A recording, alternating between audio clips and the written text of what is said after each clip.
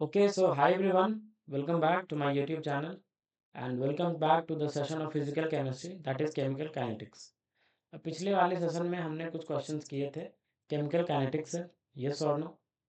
तो अभी उन्हीं क्वेश्चंस को हम आगे बढ़ाते हैं। जो क्वेश्चंस हमारे बच गए थे उन क्वेश्चंस को भी हम करते हैं, ठीक है। So let's start our session.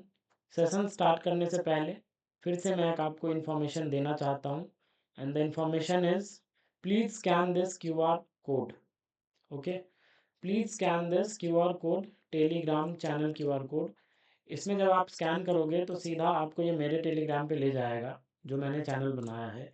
उस पर जब आप जाओगे तो मुझे जब ज्वाइन करोगे तो मुझे ज्वाइनिंग रिक्वेस्ट आएगी आपकी तरफ से, फिर मैं आपको एक्सेप्ट कर लूँगा, ठीक है।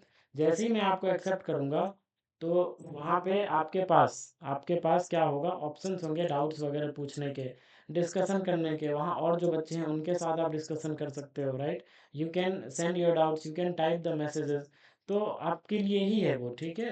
That channel is particularly for you people. So I request you, I humble request you, please join this Telegram channel. Okay, इस पे आपको बहुत बेनिफिट होगा, ठीक है। आप मुझसे कनेक्ट हो सकते हो। आप कोई ऑर्गेनिक के क्वेश्चन या फिजिकल के क्वेश्चन सेंड करोगे तो I will be solving and I will be sending, ठीक है। तो आपको बेनिफिट बहुत ज़्यादा होगा, इसीलिए please scan this QR code. Okay, चलो अब बढ़ते हैं अपने क्वेश्चन सेशन की तरफ, है ना। ये क्वेश्चन हमने किए थे और करते हैं, ठीक है। ये क्वेश्चन हमारा थोड़ा छोटा कर देता हूँ ताकि आपको दिख जाए। Hope this is visible to you, right. उम्मीद है आपको ये क्वेश्चन विजिबल होगा, ठीक है। चलो बताओ, सबसे पहले क्या करो, पॉज द वीडियो, ठीक है। Pause the video and try to attempt this problem, try to solve this question. और जब आपका हो जाए, ठीक है, क्वेश्चन सॉल्व हो जाए, फिर play the video. Okay, so please attempt this question, it's a good question, ठीक है। ऑर्गेनिक प्लस फिजिकल दोनों मिक्स्ड है इसमें।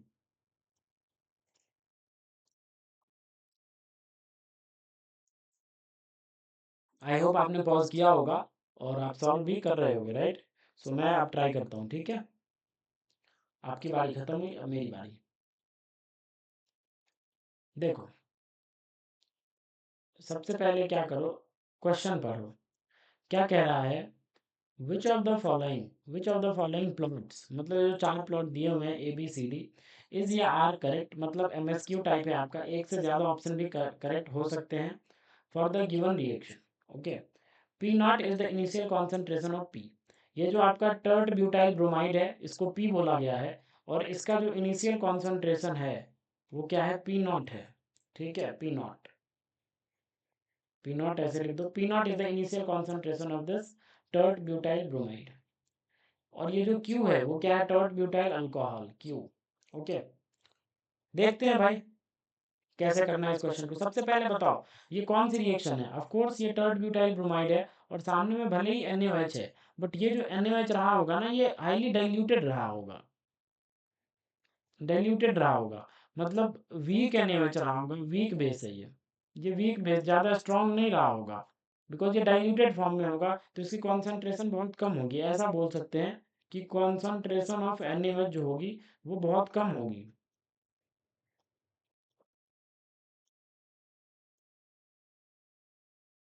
ठीक है। कॉन्सेंट्रेशन बहुत कम होगी, अगर कॉन्सेंट्रेशन बहुत कम होगी तो फिर ये पुअर न्यूक्लियोफाइल की तरह बिहेव कर सकता है, और फिर यहाँ से ये कौन सी रिएक्शन दिखाएगा, SN1। ओके, SN1 रिएक्शन दिखाएगा, ये SN2 रिएक्शन नहीं दिखाएगा। बिकॉज आप जानते हो कि भाई टर्ट ब्यूटाइल ब्रोमाइड पे SN2 रिएक्शन हो ही नहीं सकती, because of more steric crowding, yes और नो। तो SN2 तो पॉसिबल ही नहीं है, भूल जाना, SN2 मत करवाना यार, SN2 नहीं होगा, SN1 होगा। SN1 is the correct answer, ठीक है, SN1 होगा। अब आपने पढ़ा है यार, SN1 के लिए रेट लॉ हम कैसे डिफाइन करते हैं। SN1 के लिए हम रेट लॉ डिफाइन करते हैं, रेट इक्वल टू, कैसे डिफाइन करते हैं बताओ, rate equal to k into what, के इंटू व्हाट, कॉन्सेंट्रेशन ऑफ, बस और बस इसी पे डिपेंड करती है। SN1 में बोलो यार, रिएक्टेंट के कॉन्सेंट्रेशन पे डिपेंड करती है। तो क्या आ जाएगा, concentration of tert butyl bromide. या इसको आप ऐसे भी लिख सकते हो, देखो, के इनटू क्या बोला गया इसको, कॉन्सेंट्रेशन ऑफ पी। ठीक है, ऐसे ऐसे भी लिख सकते हैं। और ये फर्स्ट ऑर्डर रिएक्शन है, फर्स्ट ऑर्डर काइनेटिक्स को फॉलो करेगा, हाँ या ना। तो यहाँ से ये भी क्लियर हुआ कि भाई ये फर्स्ट ऑर्डर काइनेटिक्स को फॉलो कर रहा होगा। यहाँ तक आपको समझ आता है क्या? यहाँ तक आपको समझ आता होगा। देखो मैंने सिंपल सा ये पता लगाया कि भाई कौन सी रिएक्शन है, SN1 या SN2। तो पता चला भाई ये SN1 रिएक्शन है, because your substrate is tert butyl bromide, और टर्ट ब्यूटाइल ब्रोमाइड पे SN2 कभी नहीं होती है। तो ये SN1 ही है। अब बोलोगे भाई वहां तो वाटर होता था, पोलर प्रोटिक सॉल्वेंट होता था वाटर, और यहाँ पे तो NaOH है, तो ऑफ कोर्स ये NaOH जो होगा वो वाटर में ही डिजोल्व होगा, और NaOH का जो कॉन्सेंट्रेशन होगा वो बहुत कम होगा। वाटर की कॉन्सेंट्रेशन ज्यादा होगी उसमें, तो वाटर ही अटैक करेगा फाइनली। ठीक है, तो ऐसे आप समझ सकते हो। तो कॉन्सेंट्रेशन इसका बहुत कम होगा, और अगर इसकी कॉन्सेंट्रेशन कम होगी तो डेफिनेटली ये SN1 को ही फॉलो करेगा, SN2 तो हो ही नहीं सकता। और SN1 में रेट लॉ हम कैसे डिफाइन करते हैं? हम डिफाइन करते हैं rate equal to k into concentration of your substrate, and concentration of your substrate को बोला गया है पी, तो इसको मैंने ऐसे भी लिख दिया के इंटू कॉन्सेंट्रेशन ऑफ पी। आया समझ? आई होप आपको समझ आ रहा होगा। चलो अब बढ़ते हैं आगे। देखो मैं आपको एक चीज बताता हूँ, सुनना जरा ध्यान से। यहाँ पे करते हैं, ठीक है। देखो एक बात बताओ, क्या मैं ऐसे लिख सकता हूँ क्या? अगर ये फर्स्ट ऑर्डर है, अगर ये फर्स्ट ऑर्डर काइनेटिक्स को फॉलो कर रहा है, अगर ये फर्स्ट ऑर्डर काइनेटिक्स को फॉलो कर रहा है, तो इसका जो टी हाफ होगा, इसका जो टी हाफ होगा वो किसके बराबर होगा? वो पक्का ही क्या होगा, ln2 डिवाइडेड बाय के। बोलो यार, यही होगा या नहीं होगा, ln2 डिवाइडेड बाई के। तो क्या बताओ, इस एक्सप्रेशन में, इस एक्सप्रेशन में आपको कहीं भी, ये जो एक्सप्रेशन अभी हमने जनरेट किया, इस एक्सप्रेशन में आपको कहीं भी A0 या P0 का कॉन्सेंट्रेशन इन्वॉल्व दिख रहा है क्या? नहीं। आप जानते हो कि फर्स्ट ऑर्डर की जो टी हाफ होती है वो इंडिपेंडेंट होती है, किससे? इनिशियल कॉन्सेंट्रेशन ऑफ रिएक्टेंट के, इंडिपेंडेंट होती है। तो ऑफ कोर्स ये इंडिपेंडेंट है किसके? P0 के। And P0 is what? Initial concentration of this tert butyl bromide. आपके क्वेश्चन में लिखा भी हुआ है। तो मतलब इसके इंडिपेंडेंट है। तो अगर टी हाफ और P0 के बीच में मैं एक ग्राफ प्लॉट करूं तो कैसा आएगा? ये कुछ ऐसा आ जाएगा। ये रहा अपना वाई एक्सिस पे टी हाफ, और ये रहा P0 जो कि इनिशियल कॉन्सेंट्रेशन है। ठीक है, तो ऐसा ग्राफ आ जाएगा, बिकॉज टी हाफ P0 पे डिपेंड ही नहीं कर रहा, फर्स्ट ऑर्डर में डिपेंड ही नहीं करता। देखो इस इक्वेशन से, ln2 बाई के, यहाँ पे कोई P0 वाला टर्म इन्वॉल्व ही नहीं है, तो ये इक्वेशन इंडिपेंडेंट है। इंडिपेंडेंट है किससे? इनिशियल कॉन्सेंट्रेशन से, इसीलिए ग्राफ ऐसा आ जाएगा। तो ए ऑप्शन तो बिल्कुल सही लग रहा है यार। हाँ भाई, ए ऑप्शन तो सही है, ये ग्राफ आएगा। यस और नो? अब देखो सेकंड ऑप्शन क्या कह रहा है। सेकंड ऑप्शन कह रहा है इनिशियल रेट वर्सेस P0। मतलब रेट जो होगा शुरुआती, मतलब शुरू वाला जो रेट होगा वो P0 के साथ अगर आप इनिशियल कॉन्सेंट्रेशन को बढ़ाते जाओगे तो क्या होगा, मतलब बढ़ेगा या कम होगा? तो एक बात बताओ, यहीं से आपको दिख रहा है हमने अभी रेट लॉ डिजाइन किया है। इसके लिए हमने अभी के अभी रेट लॉ डिजाइन किया है। रेट इक्वल टू क्या हो जाएगा, ये क्या मतलब, के इंटू टर्ट ब्यूटाइल ब्रोमाइड। बोलो यार, ये क्या टर्ट ब्यूटाइल ब्रोमाइड, हाँ या ना? तो ये क्या है, ये अपना क्या है, अगर इसका इनिशियल कॉन्सेंट्रेशन P0 है, मान लेते हैं कि इसका इनिशियल कॉन्सेंट्रेशन P0 है। अगर आपने P0 को बढ़ा दिया, पहले इतना रखा, फिर थोड़ा और डाल दिया, फिर थोड़ा और डाल दिया, आप इनिशियल कॉन्सेंट्रेशन को बढ़ा रहे हो, इनिशियल कॉन्सेंट्रेशन को बढ़ा रहे हो, तो रेट भी क्या करेगा, रेट भी बढ़ेगा यार। इनिशियल रेट भी बढ़ेगा। इनिशियल कॉन्सेंट्रेशन अगर बढ़ेगा तो रेट भी बढ़ेगा। देखो कैसे यहाँ से पता चल रहा है, because rate directly proportional to what, concentration of tert butyl bromide. जितना ज़्यादा इनिशियल कॉन्सेंट्रेशन होगा उतना रेट ज़्यादा होता जाएगा। तो इसका ग्राफ जो है ना वो ऐसा आना चाहिए था, वो ऐसा आना चाहिए था, ये y equal to m x type आना चाहिए था। ऐसे इंक्रीज करेगा, जैसे जैसे आप P0 बढ़ाओगे वैसे वैसे इंक्रीज करेगा। कांस्टेंट तो नहीं रहेगा, तो ये कांस्टेंट कर दिया, ये तो गलत है भाई, ये तो गलत है, साफ साफ गलत है। तो ये बी ऑप्शन अपना क्या हो गया, काटा कर दो, बी ऑप्शन इज रॉन्ग। आया समझ में? नहीं आया? आई होप आपको समझ आ रहा होगा। यस और no? If I talk about C option, C is a very good one option. C बहुत ही अच्छा ऑप्शन है। देखो कैसे, मैं आपको बताता हूँ, देखो ध्यान से। देखो अपने पास जो रिएक्शन है वो क्या है, यहाँ पे करते हैं हम, है ना? अपने पास जो रिएक्शन है वो कुछ ऐसा है। टर्ट ब्यूटाइल प्लस NaOH, और यहाँ से क्या बन रहा है, ये OH प्लस NaBr। देखो T इक्वल टू 0 पे इसका कॉन्सेंट्रेशन क्या है, P0 है। अगर ये P0 है तो ये कुछ नहीं रहा होगा T इक्वल टू 0 पे। T equal to time T पे ये क्या रहा होगा बताओ, ये P0 माइनस इसमें से x गया होगा, और x क्या है, ये x बना होगा, ये और नो x बना होगा। तो एक बात बताओ, ये क्या है, इसको बोला गया है Q, इसका नाम दिया गया है Q। तो ये जो x बना होगा ये concentration of tert butyl alcohol है। ये x क्या रिप्रेजेंट कर रहा है, concentration of tert butyl alcohol. तो अगर इसको Q बोला गया है तो मैं ऐसे x को तो ऐसे लिख ही सकता हूँ कि भाई x क्या है अपना, कॉन्सेंट्रेशन ऑफ Q है। इसको तो मैं लिख ही सकता हूँ x के बराबर कॉन्सेंट्रेशन ऑफ Q को तो मैं लिख ही सकता हूँ, बिकॉज इसको Q बोला गया है, इसको Q बोला गया है। तो ये x क्या है, x है concentration of tert butyl alcohol, और टर्ट ब्यूटाइल अल्कोहल को नाम दिया गया है Q का। तो भाई हम बोल सकते हैं कि x is concentration of Q, yes और नो। तो हम बोल सकते हैं कि भाई अगर इसको मैं ऐसे लिखना चाहूँ तो इसको मैं लिख सकता हूँ P0 minus concentration of Q, या ऐसे कॉन्सेंट्रेशन के टर्म्स में दोनों को लिखो। तो concentration of P0 minus concentration of Q, इसको तो मैं ऐसे ही लिख ही सकता हूँ P0 माइनस x को। हाँ या ना, अरे बोलो हाँ या ना। आई होप यहाँ तक आपको चीज़ें समझ आ रही होंगी। अब इसके बाद एक बात बताओ मेरे को आप, हम जानते हैं लॉग वाला एक्सप्रेशन, ln वाला, ln P0 divided by P0 minus x, yes और नो, इक्वल टू क्या, KT। अरे बोलो यार, ये हम जानते हैं या नहीं जानते हैं, बिल्कुल जानते हैं। अगर हम ऐसा जानते हैं तो ln P0 is not partial pressure, यहाँ पे पार्शियल प्रेशर नहीं है। P0 is the initial concentration of P, ये P था, ये P था, ठीक है। तो ये इनिशियल कॉन्सेंट्रेशन है, and P is what, P is concentration at time T, ठीक है। तो ये P0 minus x total P है, और x क्या है, एक्स क्यू है। देखो P0 माइनस एक्स को आप ये बोल सकते हो, ये बोल सकते हो P, इसको आप P बोल सकते हो, क्योंकि P क्या है, concentration at time T, concentration of P at time T, ठीक है। टाइम T पे कॉन्सेंट्रेशन, टाइम T पे क्या है कॉन्सेंट्रेशन, P0 माइनस एक्स। तो इसको मैंने किससे रिप्रेजेंट कर दिया, P से रिप्रेजेंट कर दिया, ऐसे कर सकते हैं, बिल्कुल नो प्रॉब्लम। अब देखो P0 माइनस एक्स को मैं क्या लिख सकता हूँ, P0 माइनस एक्स के जगह पे ये रख दो, ये Q concentration of Q, equal to क्या हो जाएगा, KT आ जाएगा।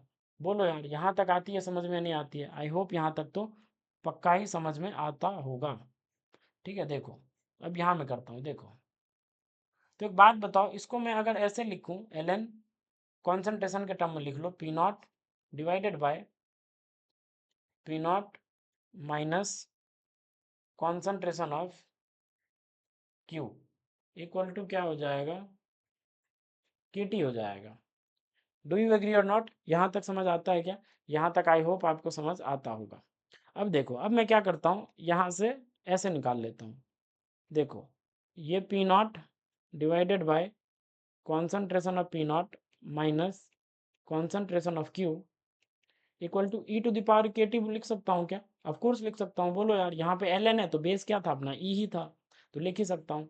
और यहाँ से मैं एक और ट्रांसफॉर्मेशन कर सकता हूँ, क्या, ऐसा वाला ट्रांसफॉर्मेशन, कैसा वाला, ऐसा वाला, concentration of P0 minus concentration of Q divided by concentration of P0। मैंने डेनोमिनेटर को ऊपर में ले गया, ठीक है, न्यूमरेटर में, और न्यूमरेटर को डेनोमिनेटर में कर दिया। तो ये क्या बन जाएगा, e to the power minus KT।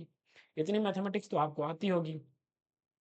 अब देखो, अब इसके बाद क्या करना हमें, अब देखो, अब इसको सिंप्लीफाई करो तो क्या ये, इसको मैं ऐसे लिख सकता हूँ क्या, 1 minus concentration of Q divided by concentration of P0 equal to e to the power minus KT, हाँ या ना। तो इसको कैसे लिख सकता हूँ, इसको फिर से रीअरेंज करते हैं थोड़ा, concentration of Q divided by concentration of P0 equal to 1 minus e to the power minus KT। बोलो यार यहाँ तक समझ में आता है। अब इसी इसी के बीच में ग्राफ बनाना था। देखो ये क्या है, ये y, इसको मान लो 1 है, minus e to the power minus k, और t क्या था अपना, t टाइम x एक्सेस पे था, तो ये अब इसके बीच में अपने को ग्राफ प्लॉट करना है। देखो ये जो सी ऑप्शन है वो यही है। अब देखो सी ऑप्शन यही है, Q बाई P0, देखो Q बाई P0 और टाइम के बीच में आपको ग्राफ प्लॉट करना था, तो हमने Q बाई P0 ही निकाला है। देखो हमने क्यू बाई पी नॉट ही निकाला, ये अपना वाई है और ये टाइम एक्स है। तो ये क्या है, ये वाई इक्वल टू ऐसा ग्राफ है, ये इस तरह का ग्राफ है, y equal to 1 minus e to the power minus x का ग्राफ है। अब इसका ग्राफ कैसा आता है बताओ, आप तो मैथमेटिक्स के स्टूडेंट हो, आपको पता होगा कैसा आता है इसका ग्राफ, बताओ। इसका ग्राफ आता है कुछ ऐसा, ऐसा आता है ग्राफ, वाई और एक्स के बीच में ऐसा ग्राफ आता है। आ रहा है समझ, क्यों? क्योंकि आप x की वैल्यू जीरो पुट करो, जब आप x जीरो पुट करोगे तो y इक्वल टू जीरो आ जाएगा। देखो x की वैल्यू जैसे ही जीरो पुट करोगे तो ये क्या आ जाएगा, वन आ जाएगा, ये सोनो ये क्वांटिटी वन बन जाएगी x इक्वल टू जीरो पे। ये वन को टेन कर जाएगा, जैसे ही वन को टेन करेगा तो वन माइनस वन जीरो बन जाएगा, तो y जीरो हो जाएगा। उसके बाद x थोड़ा सा जब x को आप जीरो से बड़ा करोगे, थोड़ा सा अगर x पॉजिटिव मतलब जीरो से ज़्यादा रखोगे, तो उसके बाद कुछ ना कुछ y की वैल्यू आती जाएगी, y की वैल्यू बढ़ती जाएगी, ये सोनो अगर बढ़ती जाएगी तो ग्राफ कुछ ऐसा आता है इसका। इसमें एस यहाँ पे क्या दिखाया गया है, यहाँ पे ऐसे दिखाया गया है। इसका मतलब होता है एक्सपोनेंशियली इंक्रीज करना। इसका मतलब नहीं होता ये नॉट एक्सपोनेंशियली इंक्रीज है, नॉट एक्सपोनेंशियली इंक्रीज है, ये एक्सपोनेंशियली इंक्रीज नहीं कर रहा ऊपर वाला ग्राफ, बट ये इसको बोलते हैं exponentially increasing graph, exponentially increasing graph, ये है एक्सपोनेंशियली इंक्रीजिंग ग्राफ y और x के बीच में, but this is not exponentially increasing graph. तो ये आपको पता होगा कि y equal to one minus e to the power minus x के लिए ग्राफ कुछ ऐसा आता है, ठीक है, आपने पढ़ा होगा मैथमेटिक्स में। तो ऐसा आना चाहिए था, लेकिन इन्होंने ऐसा दिया है, तो भाई ये भी गलत ऑप्शन है, यस और नो बोलो। देखो एक्सपोनेंशियली इंक्रीजिंग कर दिया, एक्सपोनेंशियली इंक्रीजिंग नहीं होगा भाई, तो ये अपना ऑप्शन गलत हो गया। अब इसकी बात देखते हैं भाई, l N P by P naught और टाइम के बीच में है, तो देखो इसकी बात करते हैं अपन। तो एक बात बताओ, यहाँ पे ये जो पी नॉट माइनस एक्स था वो क्या था, ये था टाइम टी पे। पी नॉट माइनस एक्स कौन सी कंसंट्रेशन है, टाइम टी पे। अब इसको मैं पी से भी रिप्रेजेंट करता हूँ कि भाई कंसंट्रेशन ऑफ पी है ये। टी इक्वल टू जीरो पे कॉन्सेंट्रेशन थी पी नॉट और टी इक्वल टू टी पे है कॉन्सेंट्रेशन पी। तो बताओ क्या आ जाएगा, बताओ आप, l N p naught by p equal to क्या आ जाएगा, इक्वल टू के टी आ जाएगा। बोलो हाँ या ना। तो इसको मैं लिख सकता हूँ ऐसे कि भाई p naught by p equal to क्या, e to the power k t. बोलो हाँ या ना, e to the power k t लिख ही सकता हूँ।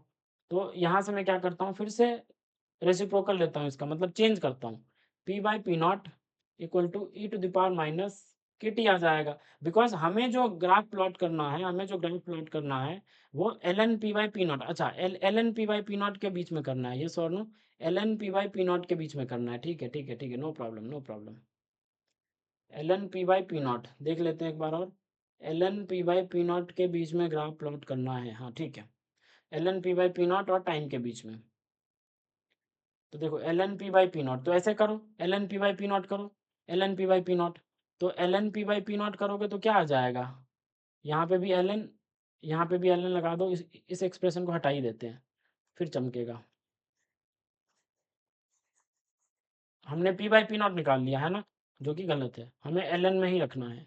तो क्या आ जाएगा, एल एन पी बाय, क्या आ जाएगा, l N p by p naught equal to minus k t आ जाएगा।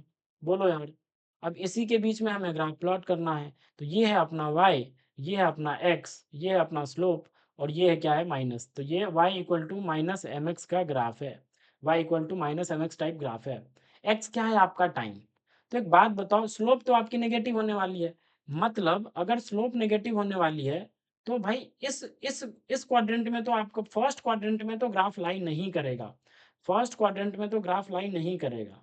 अब ऐसा क्यों मैं बोल रहा हूँ, रीजन बिंग, भाई टाइम तो हमेशा आपका पॉजिटिव ही होने वाला है, टाइम तो कभी नेगेटिव होगा नहीं, मतलब एक्स हमेशा पॉजिटिव होगा। ये एक्स है, ये वाई है, एक्स हमेशा पॉजिटिव होगा आपका, यस और नो। अगर एक्स हमेशा पॉजिटिव आया और रेट कांस्टेंट तो हमेशा पॉजिटिव ही होता है, यस और नो, रेट कांस्टेंट तो हमेशा पॉजिटिव ही होता है। तो भाई टाइम भी पॉजिटिव है आपका, रेट कांस्टेंट जो है वो भी पॉजिटिव है, तो ये ओवरऑल पॉजिटिव इंटू पॉजिटिव क्या रहा होगा, पॉजिटिव ही रहा होगा। और पॉजिटिव के पीछे नेगेटिव लगा है, तो मतलब एट द एंड हमें वाई की जो वैल्यू मिलेगी, l N P by P naught जो मिलेगी वो हमेशा नेगेटिव मिलेगा। आ रहा है समझ में व्हाट एम आई सेइंग? मैंने बोला हमें y equal to minus m x का ग्राफ प्लॉट करना है, जिसमें से x क्या अपना t है, m क्या है, k है। टाइम इज ऑलवेज पॉजिटिव, बोलो यार टाइम को तो नेगेटिव लोगे नहीं। Rate constant is your always positive, तो अगर टाइम भी पॉजिटिव है, रेट कांस्टेंट भी पॉजिटिव है, तो पॉजिटिव इंटू पॉजिटिव, ये k भी पॉजिटिव, t भी पॉजिटिव, तो positive into positive again positive. Yes और नो? अब ये पॉजिटिव और उसके पीछे क्या लगा है, नेगेटिव, तो मतलब overall ln p by P not, ln p by P not ये क्या होगा, ये हमेशा नेगेटिव होगा, लेस देन जीरो ही होगा ये। और अगर ये नेगेटिव होगा तो हमें इसका जो ग्राफ लाई करेगा वो फोर्थ क्वाड्रेंट में कर जाएगा, ऐसे ऐसे करेगा, अरे सॉरी, ऐसे करेगा, देखो ऐसे करेगा। ये x था अपना और ये y था, क्योंकि जैसे-जैसे आप x बढ़ाओगे, मान लेते हैं इस x के लिए y की वैल्यू क्या आ जाएगी, नेगेटिव आएगी, तो मान लेते हैं यहाँ आ गया, है ना? इस x के लिए मान लेते हैं क्या आ जाएगा, यहाँ आ जाएगा।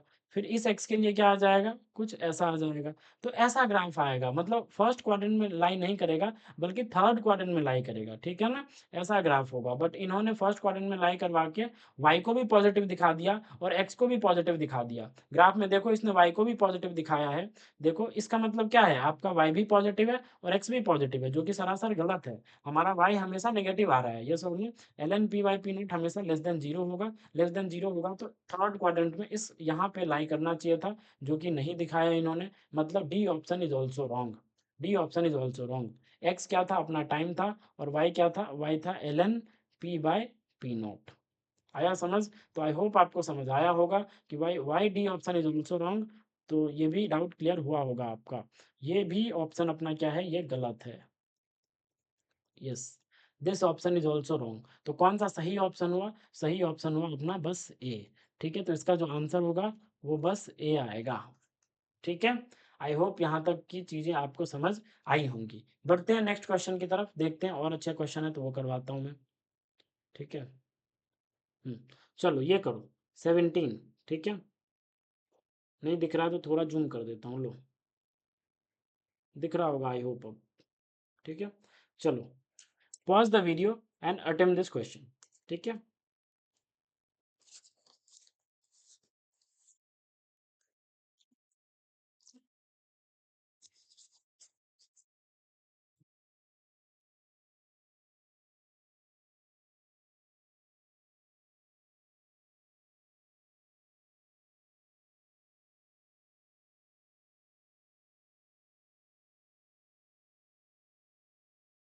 देखो क्या कह रहा है,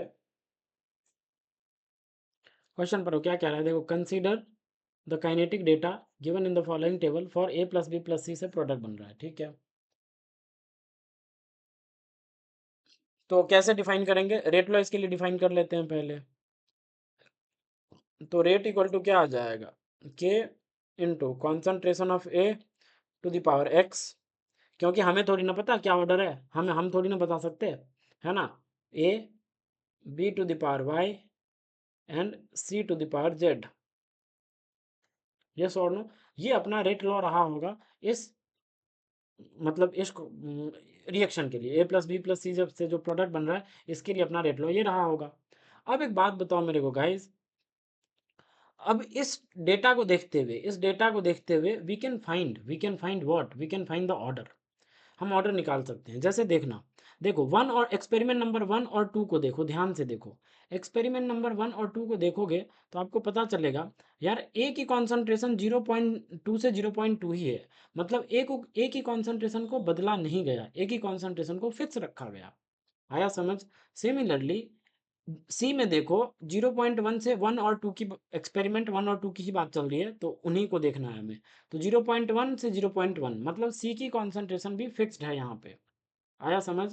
लेकिन बी की कॉन्सेंट्रेशन को दुगना किया गया, बी की कॉन्सेंट्रेशन को दुगना किया गया, 0.1 से 0.2 ले जाया गया। ए की कॉन्सेंट्रेशन को फिक्स रखा गया, सी की कॉन्सेंट्रेशन को फिक्स रखा गया, बट बी की कॉन्सेंट्रेशन को डबल किया गया, देखो 0.1 से 0.2। तो रेट पे क्या फर्क पड़ता है देखते हैं। अरे रेट भी सेम रह गया, रेट सेम रह गया। एक तो आपका कौन ए की कॉन्सेंट्रेशन में आपने चेंज नहीं किया, सी की कॉन्सेंट्रेशन में आपने चेंज नहीं किया, बी के कॉन्सेंट्रेशन को दो गुना किया, लेकिन फिर भी रेट सेम रह गया।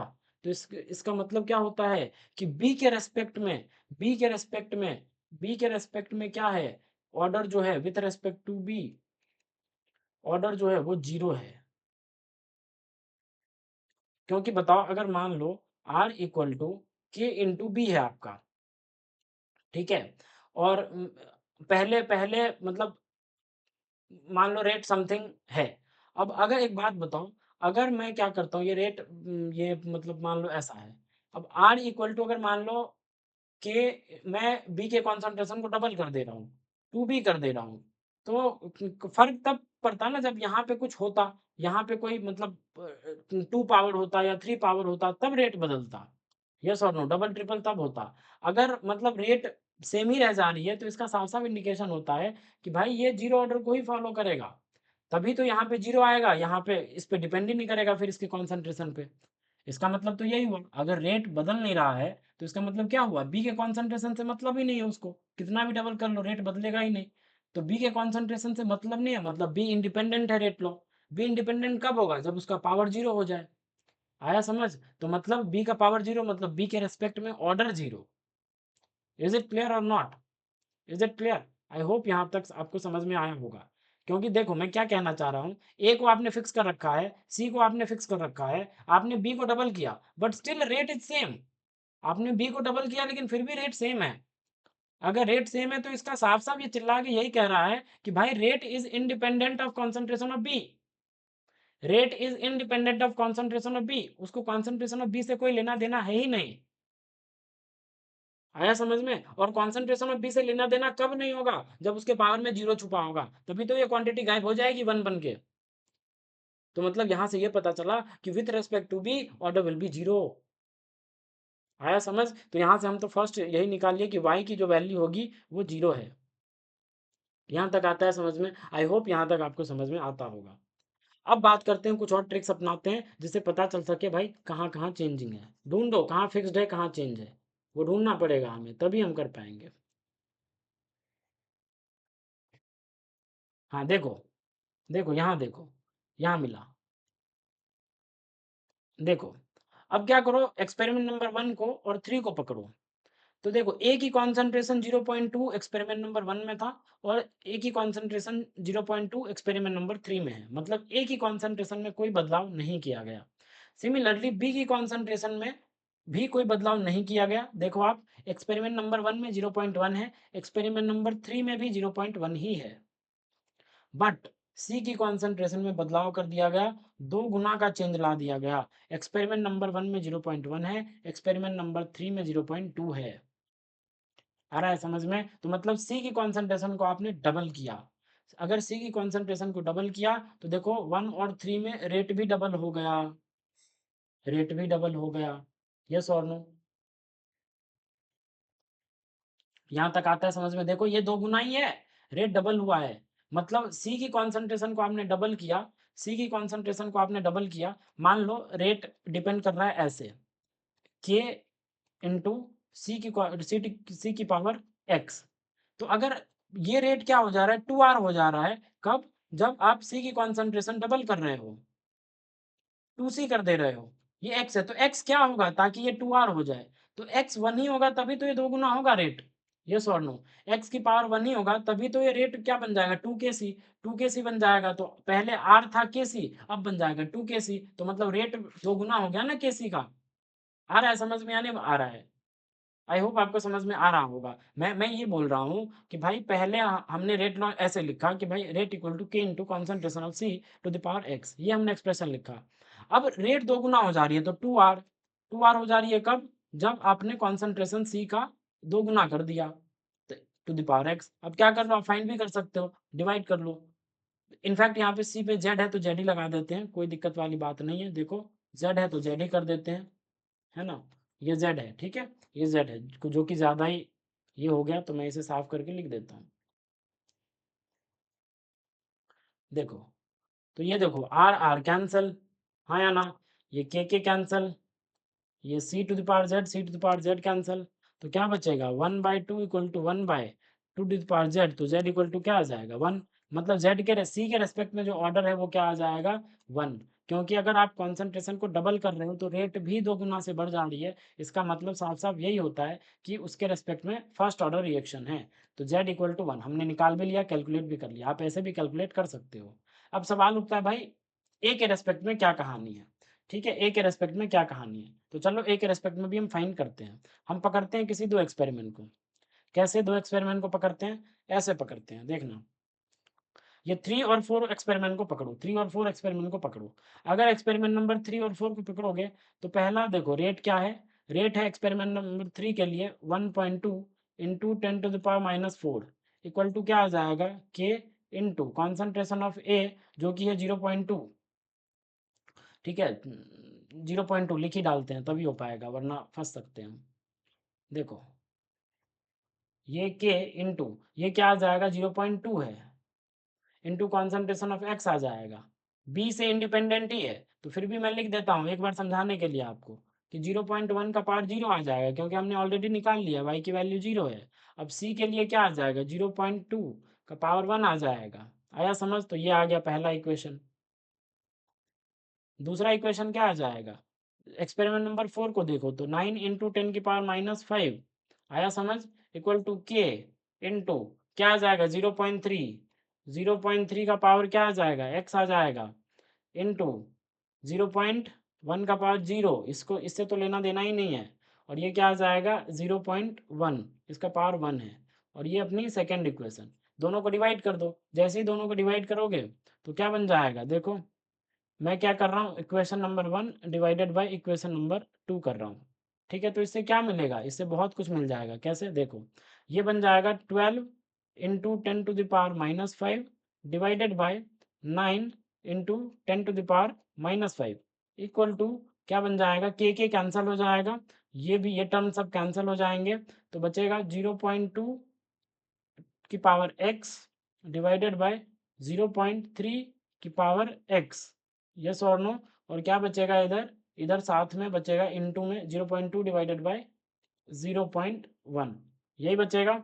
अब देखो ये क्या है? 3 4 जा 12 3 3 जा 9 और ये क्या हो जाएगा बताओ? ये भी कैंसिल। अब इस 0.2 से ये कैसे कट होगा बताओ? ये कैसे कट होगा? ये कुछ ऐसे कट हो जाएगा। कैसे कट होगा? ये कितना आ जाएगा बताओ? ये कुछ ऐसे कट होगा। देखो ध्यान से, यहाँ तो हटा ही सकते हैं तो ये 2 2 जा 4 तो ये 2/3 आ जाएगा। डू यू एग्री और नॉट? ये 2/3 आ जाएगा बिकॉज ये पॉइंट हमने हटा दिया तो ये 2 बन जाएगा और इस 2 से हमने इस 4 को 2 टाइम से कैंसिल कर दिया। इक्वल टू क्या आ जाएगा? 0.2 डिवाइडेड बाय 0.3 और इसका होल पावर हम x लिख ही सकते हैं। बोलो यार। तो देखो क्या आ गया? क्या आ गया बताओ? 0.2 यहाँ से भी इसको उड़ा दो तो ये भी 2/3 ये भी 2/3 तो x की वैल्यू यहाँ से क्या आ गई? 1 आ गई। यहाँ तक समझ आता है क्या आपको? यहाँ तक आई होप यहाँ तक समझ आता होगा कि भाई x की वैल्यू जो आ गई 1 आ गई, y की वैल्यू 0 आ गई, z की वैल्यू 1 आ गई, है ना? तो ओवरऑल ऑर्डर क्या होगा? Overall order overall order 0 + 1 + 1 that is 2।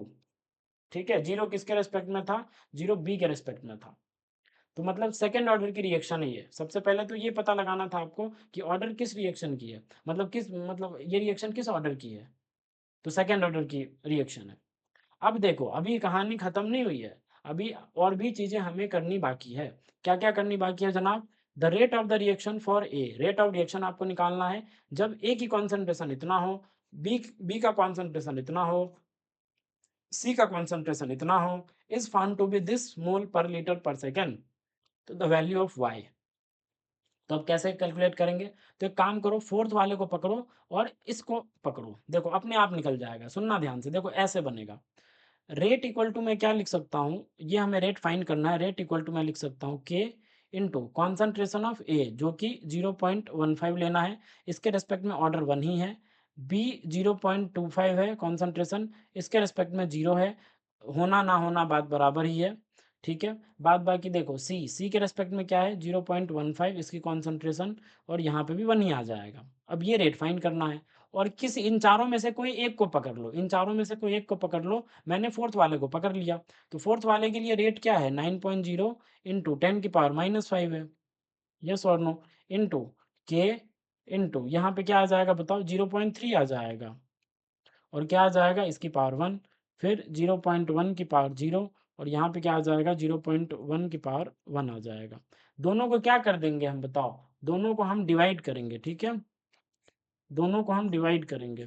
जैसे ही आप डिवाइड करोगे तो ये के और ये के कैंसिल हो जाएंगे। अगर कैंसिल हो जाएंगे और ये भी कैंसिल हो जाएगा, यस और नो, ये भी कैंसिल हो जाएगा, तो बचेगा क्या, बचेगा कुछ ऐसा आपका, देखो मैं यहाँ लिख रहा हूँ, आर डिवाइडेड बाय 9 इंटू 10 की पावर -5 इक्वल टू क्या आ जाएगा 0.15 इंटू इंटू बताओ क्या बचेगा 0.15, फिर से 0.15 है क्या, फिर से 0.15, यस यस यस, फिर से 0.15 डिवाइडेड बाय, डिवाइडेड बाय क्या बचेगा बताओ 0.3 इंटू 0.1, ये बचेगा। आ रहा है समझ में, आई होप आपको समझ आ रहा होगा। देखो तो अब क्या करते हैं हम, इसको उड़ाऊंगा मैं तो यहाँ पे 2 जीरो आएंगे, इसको भी उड़ाऊंगा तो यहाँ पे भी 2 जीरो आएंगे, इसको और इसको उड़ाऊंगा तो यहाँ पे 2 जीरो आएंगे, ये 2 जीरो ये 2 जीरो कट हो जाएंगे। अब क्या हो जाएगा ज़रा सुनना ध्यान से, तो यहाँ पे r इक्वल टू क्या आ जाएगा 9 इंटू 10 की पावर -5 इंटू 15 इंटू 15, है ना, डिवाइडेड बाय क्या 3 into 1 into 100, that will be 300। यहाँ तक आता है समझ में, आई होप यहाँ तक समझ में आपको आता होगा। बस हमें क्या करना है, इसको कैलकुलेट कर लो और अपना आंसर आ जाएगा। देखो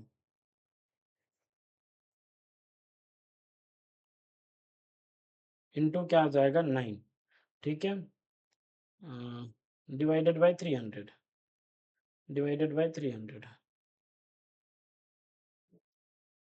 ठीक है, क्या आ जाएगा 6.7 इंटू 10 की पावर -5, यह आ जाएगा 6.75 इंटू 10 की पावर -5, ये आ जाएगा। देखो यहाँ पे ये -5 ही था, है ना, -5 के टर्म्स में पूछा गया था आपसे,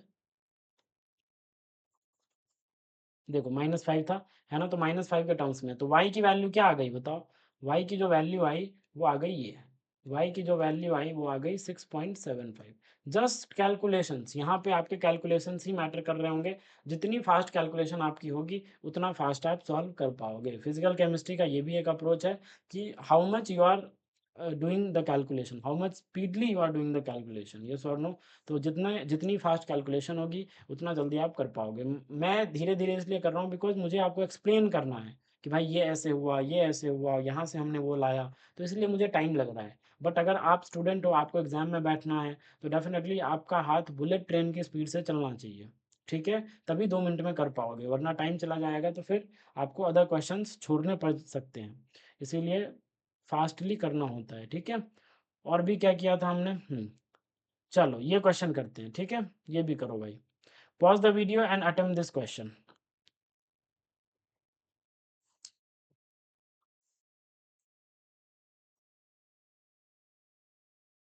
pause the video and attempt this problem.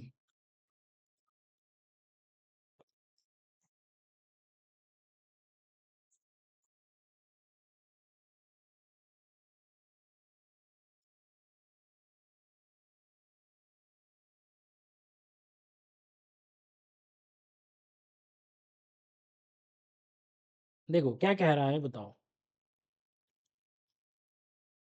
कह रहा है अकॉर्डिंग टू अर्हेनियस इक्वेशन, अर्हेनियस इक्वेशन के हिसाब से आपको काम करना है, a high activation energy usually implies a fast reaction, ना जी ना। अगर मैं आपके सामने दो प्लॉट बनाऊं,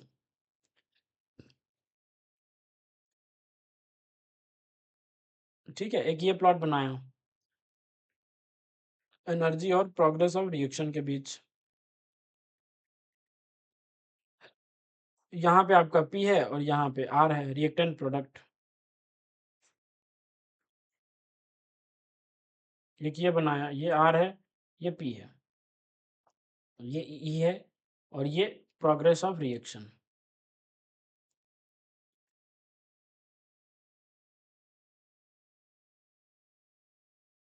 आप ही एक बात बता दो, एक्टिवेशन एनर्जी कहाँ से हम डिटरमाइन करते हैं, रिएक्टेंट साइड से, है ना, रिएक्टेंट से, रिएक्टेंट से आप एक लाइन क्रॉस करो और जो हाईएस्ट वाला पहाड़ है, सबसे ऊंचा पहाड़ है, वहां तक जाओ, दैट इज ट्रांसन स्टेट तक, तो ये जो होती है ये होती है आपकी एक्टिवेशन एनर्जी। सिमिलरली देखो यहाँ पे से ये वाला हाइट क्या होगा, एक्टिवेशन एनर्जी, यही होगा एक्टिवेशन एनर्जी, आपने पढ़ा होगा।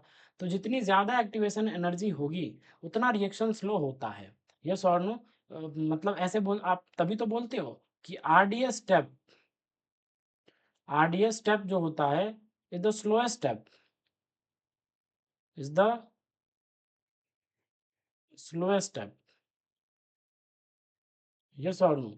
तो रेट ऑफ रिएक्शन जो होती है inversely proportional to activation energy होती है। जितना ज़्यादा एक्टिवेशन एनर्जी होगा, रेट ऑफ रिएक्शन उतना घट जाएगा, रिएक्शन स्लो जाएगी।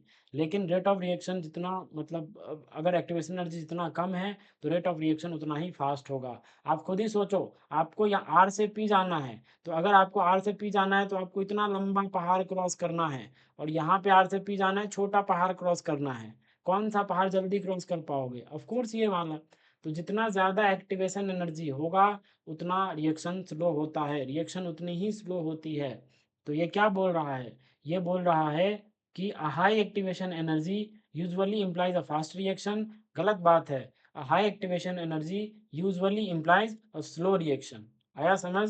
तो स्लो रिएक्शन को इम्प्लाई करता है, ना कि फास्ट रिएक्शन को। तो ये स्टेटमेंट सारा आंसर गलत है, तो इसको हम कट कर देंगे।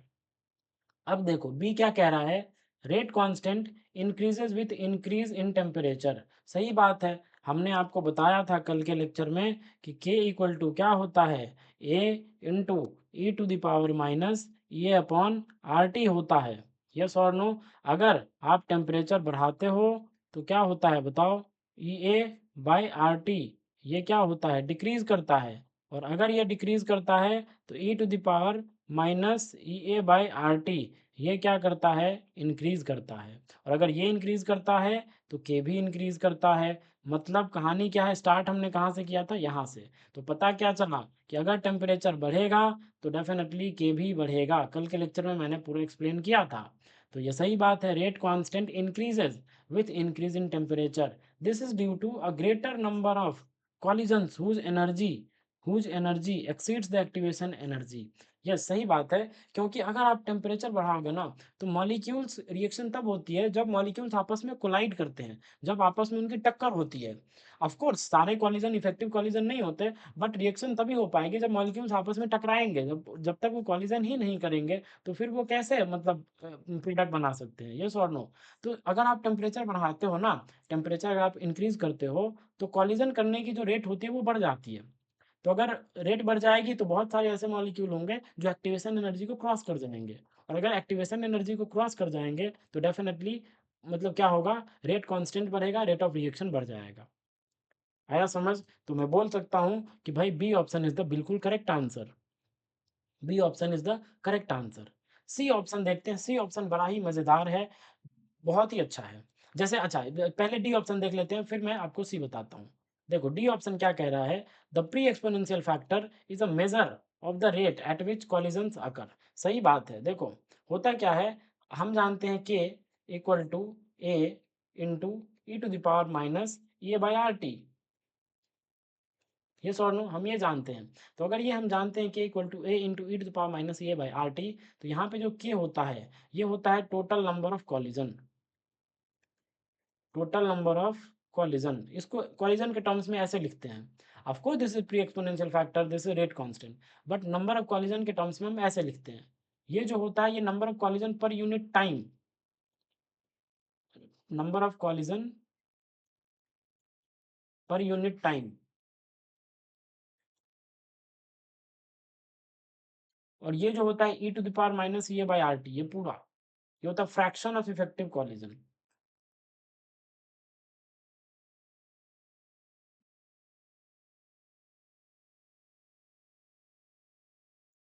Fraction of effective collision. तो ये ए क्या है, the pre exponential factor is a measure of the rate at which collision occur. Yes, number of collision per unit time क्या है, रेट ही तो है। पर यूनिट टाइम है तो क्या है, मेजर है किसका, कॉलिजन का, रेट के कॉलिजन का। यस और no? Irrespective of their energy. सही बात है, ठीक है। तो हम बोल सकते हैं कि D option is the correct answer. D option is also the correct statement. ठीक है, because A is what, pre exponential factor is number of collision per unit time. एक सेकंड में या एक मिनट में कितने कॉलिजन हो रहे हैं, इनफैक्ट सेकंड में ज़्यादा बेटर रहता है। तो एक सेकंड में कितने कॉलिजन्स हो रहे हैं, that is your pre exponential factor, ये इंडिकेट करता है इन टर्म्स ऑफ कॉलिजन। तो ये भी सही स्टेटमेंट है। अब देखो सी स्टेटमेंट क्या कह रहा है। सी स्टेटमेंट कह रहा है higher the magnitude of activation energy stronger is the temperature dependence of the rate constant. मतलब जित एक्टिवेशन एनर्जी का मैग्नीट्यूड जितना ज़्यादा होगा, टेम्परेचर का डिपेंडेंस उतना ही उस पे उसके रेट कांस्टेंट पे ज़्यादा होगा। ठीक है, उतना ही उसके रेट कांस्टेंट पे ज़्यादा होगा टेम्परेचर डिपेंडेंस। अब इस बात को प्रूफ मैं करूँगा अभी, बस सुनते रहना। कहना क्या चाह रहा है, ये बोल रहा है कि अगर आपके एनर्जी का लेट्स से तुम्हारे पास 2 रिएक्शन है, रिएक्शन 1, रिएक्शन 2। अगर किसी एक रिएक्शन का एक्टिवेशन एनर्जी ज़्यादा है, तो टेम्परेचर डिपेंडेंस जो होगा वो उसके रेट कांस्टेंट को ज़्यादा इफेक्ट करेगा, जिसका एक्टिवेशन एनर्जी ज़्यादा होगा। कहना ये चाह रहा है और ये सही बात भी है। मैं आपको प्रूफ करके दिखाता हूँ, देखो मज़ा आ जाएगा भाई, सुनना ध्यान से। देखो भाई, मान लेते हैं अपने पास 2 रिएक्शन है। रिएक्शन 1 जिसकी ई ए है आपके पास, जिसकी ई ए है कितना, मान लेते हैं 800 किलो जूल पर मोल है। ठीक है, और अपने पास है रिएक्शन 2 जिसकी ई ए है 500 किलो जूल पर मोल।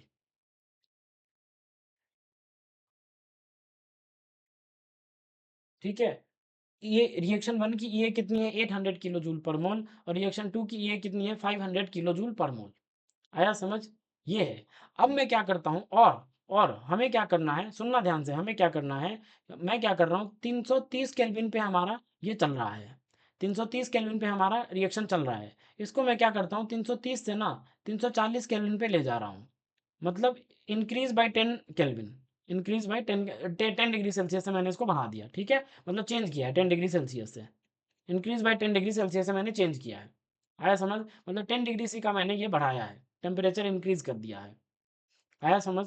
तो एक बात मैं पूछना चाहता हूँ, अगर 10 डिग्री टेम्परेचर का मैंने इंक्रीज किया है, 10 डिग्री सेल्सियस का मैंने इंक्रीज किया है, चेंज किया है, तो एक बात बताओ किस पे, इस रिएक्शन पे ज़्यादा इफेक्ट पड़ेगा 10 डिग्री बढ़ाने का, या इस रिएक्शन पे ज़्यादा इफेक्ट पड़ेगा 10 डिग्री बढ़ाने का?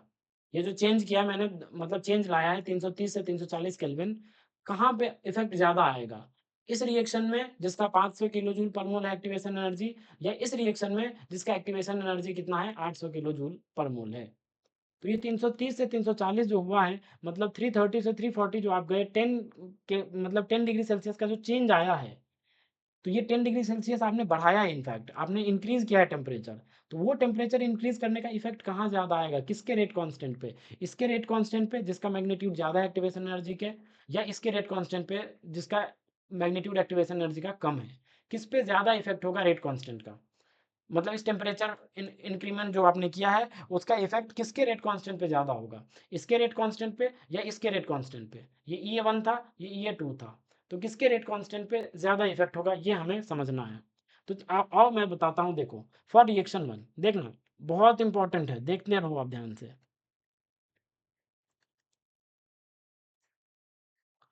रिएक्शन 1 की बात करते हैं हम। अगर रिएक्शन की 1 की बात करो, तो मैं ऐसे लिख सकता हूँ कि भाई लॉग K1, ठीक है, या एल एन के टर्म्स में ही लिखते हैं, भाड़ में जाए लॉग, ठीक है, एल एन के टर्म्स में ही लिखते हैं। देखो मैं लिख सकता हूँ ऐसे कि भाई एल एन K1, पहले वाले का रेट कांस्टेंट मान लेते हैं K1, उसका ये आ जाएगा l N A1 minus E ए कितना है इसका, 800 डिवाइडेड बाय आर और इंटू 1/T। बोलो यार, लिख सकता हूँ नहीं लिख सकता हूँ, ये ऐसा है। Similarly for reaction 2,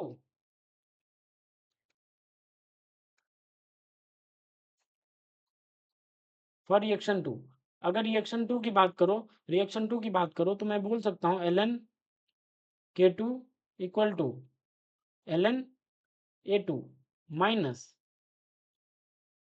500 divided by R into 1/T। Yes और नो, ये बोल सकता हूँ मैं। मतलब दोनों रिएक्शन के लिए मैंने क्या लिख लिया, ये टेम्परेचर डिपेंडेंस वाला जो इक्वेशन होता है अपना, जो अर्हेनियस से हम डिराइव करते हैं, उसके टर्म्स में मैंने लिख दिया। यहाँ तक आता है समझ में? अब एक बात बताओ, मैं क्या कर रहा हूँ, जरा सुनना ध्यान से। मैं ग्राफ प्लॉट कर रहा हूँ दोनों के लिए। ठीक है, मैं ग्राफ प्लॉट कर रहा हूँ, देखना। यहाँ पे इस एक्स एक्सिस पे मैंने लिया 1/T, और यहाँ पे लिया मैंने एल एन के। अब इसमें K1 वाला भी है और K2 वाला भी है, देखना चेंज, देखना अब सब कुछ समझ आएगा, बस देखना ध्यान से। 1/t तो देखो 330 केल्विन से मैं 340 केल्विन पे जा रहा हूँ, मतलब टेम्परेचर 10 डिग्री सेल्सियस से मैंने बढ़ाया है। तो एक बात बताओ, कहीं यहाँ लाई कर रहा होगा और यहाँ लाई कर रहा होगा टेम्परेचर, तो एक बात बताओ मेरे को, 330 1/330 कहाँ होगा? पीछे होगा। 1/330 कहाँ होगा? पीछे होगा। यस और नो? और 1/340 कहाँ होगा? आगे होगा। गलत बात है ना? गलत बात है। 1/340 पीछे होगा। Simple mathematics bro.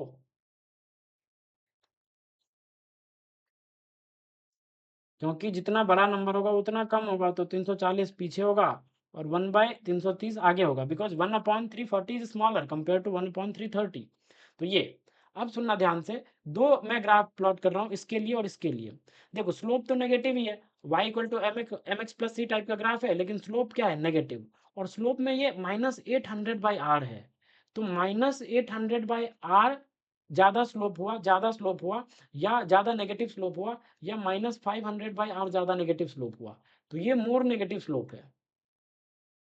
यस और नो? बिकॉज आर तो डिनोमिनेटर में सेम ही है, न्यूमरेटर में क्या है? 800 है। न्यूमरेटर में क्या है? 800 है। अगर न्यूमरेटर में 800 है तो हम बोल सकते हैं कि भाई ये मोर नेगेटिव स्लोप है, मोर नेगेटिव स्लोप। और अगर ये मोर नेगेटिव स्लोप है, अगर ये मोर नेगेटिव स्लोप है, तो इसका ग्राफ कुछ ऐसा आएगा, ऐसे, ऐसे इसका ग्राफ कुछ ऐसा आया, जो कि यहाँ पे टच नहीं कर रहा है। यहाँ पे मैं इसको फिर से बनाता हूँ, देखो ऐसा,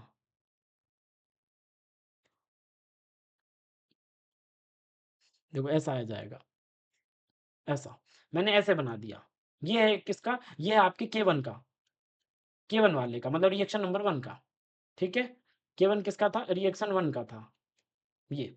और रिएक्शन 2 के लिए जो ग्राफ आएगा, ऑफ कोर्स ऐसा ही ग्राफ आएगा, बिकॉज़ हम जानते हैं भाई, ये y equal to mx plus c वाला ग्राफ है, जहाँ स्लोप नेगेटिव है तो स्ट्रेट लाइन आती है ऐसे ही, सेम। अब इसके लिए ग्राफ प्लॉट करता हूँ मैं रिएक्शन 2 के लिए। रिएक्शन 2 में देखो स्लोप लेस नेगेटिव स्लोप है। मोर नेगेटिव रिएक्शन 1 के लिए था, इसके लिए लेस नेगेटिव स्लोप है। अगर इसके लिए लेस नेगेटिव स्लोप है, तो यहाँ पे स्लोप उतना ज़्यादा नहीं होगा, और स्लोप अगर उतना ज़्यादा नहीं होता, ये कुछ ऐसे आएगा। प्योर स्ट्रेट लाइन तो नहीं होगा, प्योर स्ट्रेट लाइन तो नहीं होगा, कांस्टेंट नहीं बनाना है हमें, थोड़ा-सा तो स्लोप दिखाना ही है, बट इसके मुकाबले कम स्लोप दिखाएँगे। हुँ, बन नहीं रहा है यार। 1 minute guys.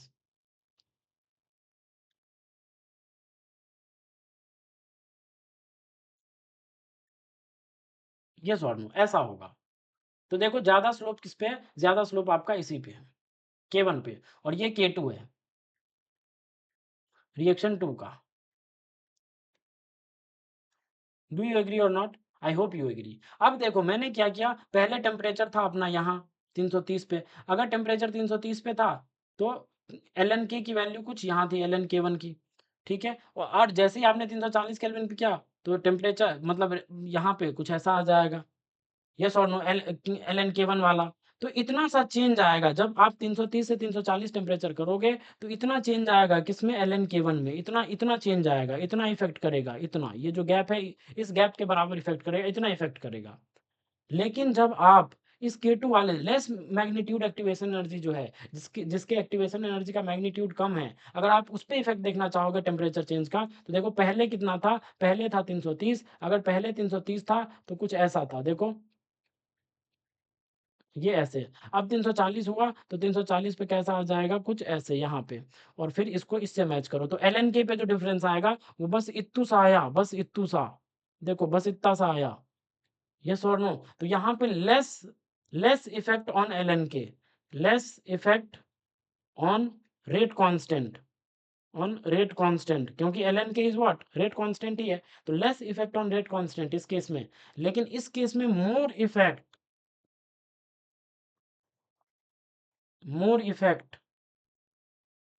On rate constant, because देखो ना, चेंज ज़्यादा का आ रहा है, ज़्यादा का चेंज आ रहा है। यहाँ पे बहुत कम चेंज आया, तो यहाँ पे कम इफ़ेक्ट हुआ रेट कांस्टेंट पे।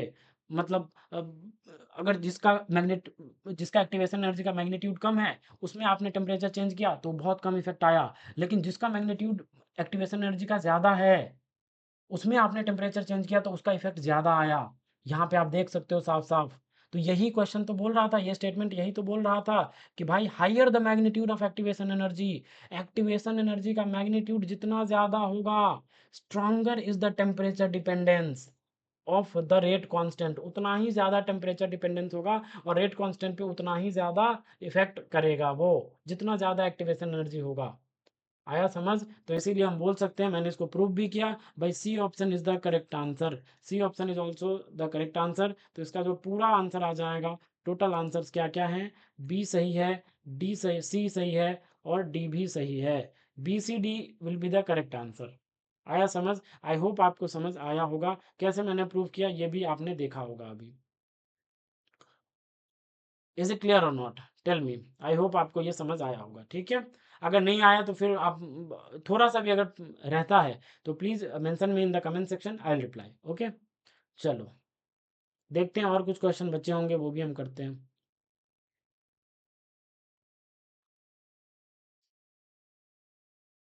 चलो इसको अटेम्प्ट करो, इसको करो attempt, pause the video and attempt this problem.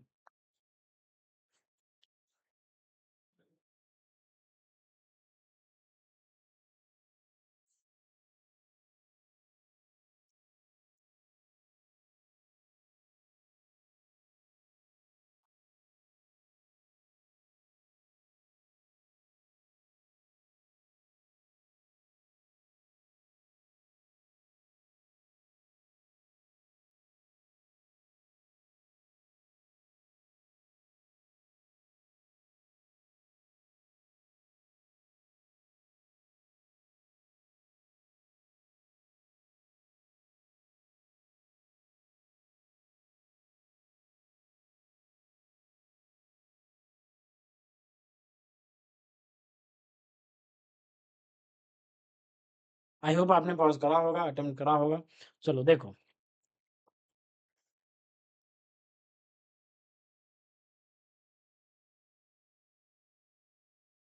क्या कह रहा है, for the following reaction 2x plus y से p बन रहा है, रेट कांस्टेंट है k। तो भाई यहाँ से पता चल रहा है, और साफ साफ लिखा, the rate of the reaction is dp by dt equal to k into x. साफ साफ लिख दिया इसने कि भाई dp बाई dt जो है वो क्या है, k into concentration of x है। यस और नो, और इसका पावर 1 ही है, मतलब साफ साफ आपको पता चल गया कि भाई ये फर्स्ट ऑर्डर काइनेटिक्स को फॉलो करेगा।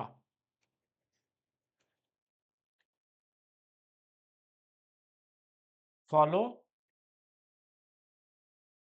follows first order kinetics, follows first order kinetics, follows first order kinetics। आया समझ? follows first order kinetics, ये फर्स्ट ऑर्डर काइनेटिक्स को फॉलो कर रहा होगा, ठीक है। अब देखो यहाँ पे, अब आगे की बात करते हैं। देखो क्या है, 2 moles of x are mixed with 1 mole of y, 2 moles of x are mixed with 1 mole of y to make 1 liter of solution at 50 seconds 0.5 mole of y is left in the reaction mixture, the correct statements about the reaction is या are, ठीक है, ऐसा बोला जा रहा है। तो देखो कैसे करेंगे इस क्वेश्चन को। सबसे पहले तो आपको ये पता चल चुका है कि ये फर्स्ट ऑर्डर रिएक्शन है। तो देखो अब मैं करता हूँ इसको, देखो ये 2x plus y equal to, equal यहाँ से क्या आ जाएगा, p बन रहा है ना, रेट कांस्टेंट क्या है, k है। तो देखो t इक्वल टू 0 पे क्या था, इसका 2 मोल था, इसका 1 मोल था, ये कुछ नहीं था। t इक्वल टू 50 पे क्या आ जाएगा, 2 माइनस 2x, यहाँ से x कॉन्ज्यूम होगा और यहाँ से x बन जाएगा। यस और नो, यही होगा। तो क्या बोला जा रहा है, ऐसा बोला जा रहा है गाइस कि भाई t इक्वल टू 50 सेकेंड पे y का जो है ना, देखो इधर देखो आप, t इक्वल टू 50 सेकेंड पे at 50 second 0.5 mole of y is left in the reaction mixture. y का 0.5 मोल बचा है किसमें, रिएक्शन मिक्सचर में। तो अगर y का 0.5 मोल बचा है रिएक्शन मिक्सचर में, तो x इक्वल टू क्या आ गया, x इक्वल टू 0.5 आ गया, हाँ या ना, x इक्वल टू 0.5 आ गया। अगर x इक्वल टू 0.5 आ गया तो यहाँ से क्या आ जाएगा, इसका बचा हुआ कॉन्सेंट्रेशन कितना होगा, t इक्वल टू 50 सेकेंड पे, तो 2 माइनस 2 इंटू ये 0.5, तो 2 माइनस 1, ये क्या आ जाएगा, 1 आ जाएगा। मतलब t इक्वल टू 50 सेकेंड पे, t इक्वल टू 50 सेकेंड पे मतलब जो कॉन्सेंट्रेशन रही होगी x की, वो क्या रही होगी, 1 रही होगी। पहले कितना था, t इक्वल टू 0 पे, तो t इक्वल टू 50 सेकंड पे जस्ट आधा हो गया। तो t इक्वल टू 50 सेकंड पे जस्ट आधा हो गया, तो इसका मतलब क्या हुआ कि इस रिएक्शन का हाफ लाइफ क्या है, इस रिएक्शन का हाफ लाइफ है 50 सेकंड। अरे बोलो हाँ या ना, इस रिएक्शन का हाफ लाइफ क्या है 50 सेकंड। यहाँ तक क्लियर है। तो सबसे पहले ये ऑप्शन तो बिल्कुल सही होता है अपना, बी ऑप्शन, कि भाई हाफ लाइफ क्या है अपना, हाफ लाइफ है 50 सेकंड। तो ये ऑप्शन तो बिल्कुल सही है। ए ऑप्शन देखते हैं, द रेट कांस्टेंट के of the reaction is this. मतलब रेट कांस्टेंट आपको बताना है क्या, ये है क्या, देखते हैं। चलो देखो, सबसे पहले मैं आपको एक चीज बोलना चाहूंगा, और वो चीज ये है, देखो हम क्या जानते हैं, हम जानते हैं कि टी हाफ इक्वल टू क्या होता है फर्स्ट ऑर्डर के लिए, l n two divided by k. ये हम सब ने पढ़ा है, बोलो यार हाँ या ना। ये हम सब ने पढ़ा है ना, एल एन टू बाई के, ये क्या होता है फर्स्ट ऑर्डर के लिए, टी हाफ होता है आपका। बट ध्यान रहे, अगर आपको पता है क्वेश्चन में, अगर आपको पता है कि भाई हमारा रिएक्शन जो है वो फर्स्ट ऑर्डर है या सेकंड ऑर्डर है या कोई और ऑर्डर है, अगर आपको पहले से ऑर्डर पता है, सुनना बहुत इंपॉर्टेंट बात बता रहा हूँ मैं, ध्यान से सुनना। अगर आपको पहले से पता है कि यार मेरा ऑर्डर ये फर्स्ट ऑर्डर है या सेकंड ऑर्डर है या थर्ड ऑर्डर है या जीरो ऑर्डर है, अगर आपको पहले से पता है, तो उस केस में और साथ के साथ ये भी पता है कि रेट लॉ किस चीज़ पे डिपेंड कर रही है, एक्स पे या वाई पे। अगर एक्स पे डिपेंड कर रही है, इस केस में देखो आप लकीली हो, इस केस में किस पे डिपेंड कर रहा है, एक्स पे डिपेंड कर रहा है। मतलब रेट लॉ जो है वो एट द एंड वो किस पे डिपेंड कर रहा है, एक्स पे डिपेंड कर रहा है। तो यहाँ पे एक्स पे डिपेंड कर रहा है। तो जब जब आपको पहले से पता हो कि भाई ऑर्डर जीरो है या फर्स्ट है या सेकंड है, ऐसा आपको पता हो, और जिस चीज पे डिपेंड कर रहा हो, एक्स पे वाई पे जेड पे, जो भी जिस चीज पे डिपेंड कर रहा हो, तो उस केस में जब आप टी हाफ लिखोगे, तो ध्यान रखना l n two divided by stoichiometric coefficient on which rate depends, on which rate law depends, और उसके बाद हमें क्या लिखना है, उसके बाद हमें के लगाना है मल्टीप्लाई में। मतलब इस स्टाइकोमेट्रिक कोफिशिएंट को हमें नहीं छोड़ना। ये बात ध्यान देने वाली है, ये बात समझने वाली है। तो मैं कह रहा हूं ये कि भाई इसका जो टी हाफ होगा इस रिएक्शन के लिए, of course t half l n two by k आता है, लेकिन कब, जब रिएक्शन आपका कुछ ऐसा होता है, ए से जब पी बन रहा होता है ना, तब यह टी हाफ आता है आपका एल एन टू बाई के। लेकिन अगर आपको पता है कि भाई ए पे डिपेंड कर रहा है और साथ में यहाँ पे कुछ कॉफिशियन लगा है, तो फिर जो आप टी हाफ लिखोगे वो ऐसे लिखोगे, l n two divided by जो रेट कांस्टेंट होगा उसके साथ जिस चीज़ पे डिपेंड कर रहा है उसका कॉफिशिएंट लगाना मत भूलना। मतलब के, और साथ में जिस चीज़ पे डिपेंड कर रहा है रेट लो, किस पे डिपेंड कर रहा है, एक्स पे डिपेंड कर रहा है। देखो यहाँ यहाँ दिया हुआ है, देखो देखो एक्स पे डिपेंड कर रहा है, तो एक्स का कॉफिशिएंट क्या है, स्टाइकोमेट्रिक कॉफिशिएंट 2। तो मतलब जो इस पे क्या लगाओगे आप, ऐसे ऐसे लगाओगे, t half equal to l n two divided by 2 k. ये होगा टी हाफ, ये होगा टी हाफ, आया समझ में, ये होगा भाई टी हाफ। गलती से भी मत मतलब ये कर देना, ठीक है, ये है आपका टी हाफ। ये वाला यहाँ पे गलत हो जाएगा, अगर ऐसे करोगे तो गलत हो जाएगा। आया समझ। तो आई होप यहाँ तक आपको समझ आता होगा। अब देखो यहाँ से हम सॉल्व कर लेते हैं। टी हाफ हमें पहले ही पता चल चुका है, ये 50 इक्वल टू ये कितना l n two divided by 2 into के, और के क्या है अपने को फाइंड करना है। तो क्या आ जाएगा, यहाँ से हम बोल सकते हैं कि के इक्वल टू क्या आ जाएगा, l n two divided by 100, 50 into 200। अब के इक्वल टू क्या आ जाएगा बताओ, l n two divided by 100 कितना होता है बताओ जल्दी, l n two divided by 100 बताओ, 0.693 डिवाइडेड बाई 100 कितना होगा बताओ, बताओ कितना होगा, अरे बताओ कितना होगा जल्दी। आई थिंक ये इतना हो जाएगा, 6.93 इंटू 10⁻³ ठीक है। और रेट कांस्टेंट फर्स्ट मतलब फर्स्ट ऑर्डर है, तो क्या आ जाएगा सेकंड इनवर्स। ये आएगा आपका के। आया समझ में, ये आएगा आपका के। जैसे मान लो, ये बहुत इंपॉर्टेंट बात मैंने आपको बताई है, इसको स्टार लगा लो, इसको स्टार लगा लो, इसको स्टार लगा लो, इसको स्टार लगा लो, ठीक है। देखो देखो देखो, अगर मान लो मैं क्या कह रहा हूँ, हमारा 2a से p जा रहा है, हमारा 2a से क्या जा रहा है, p जा रहा है, और मैंने बोल दिया कि भाई ये सेकंड ऑर्डर रिएक्शन है,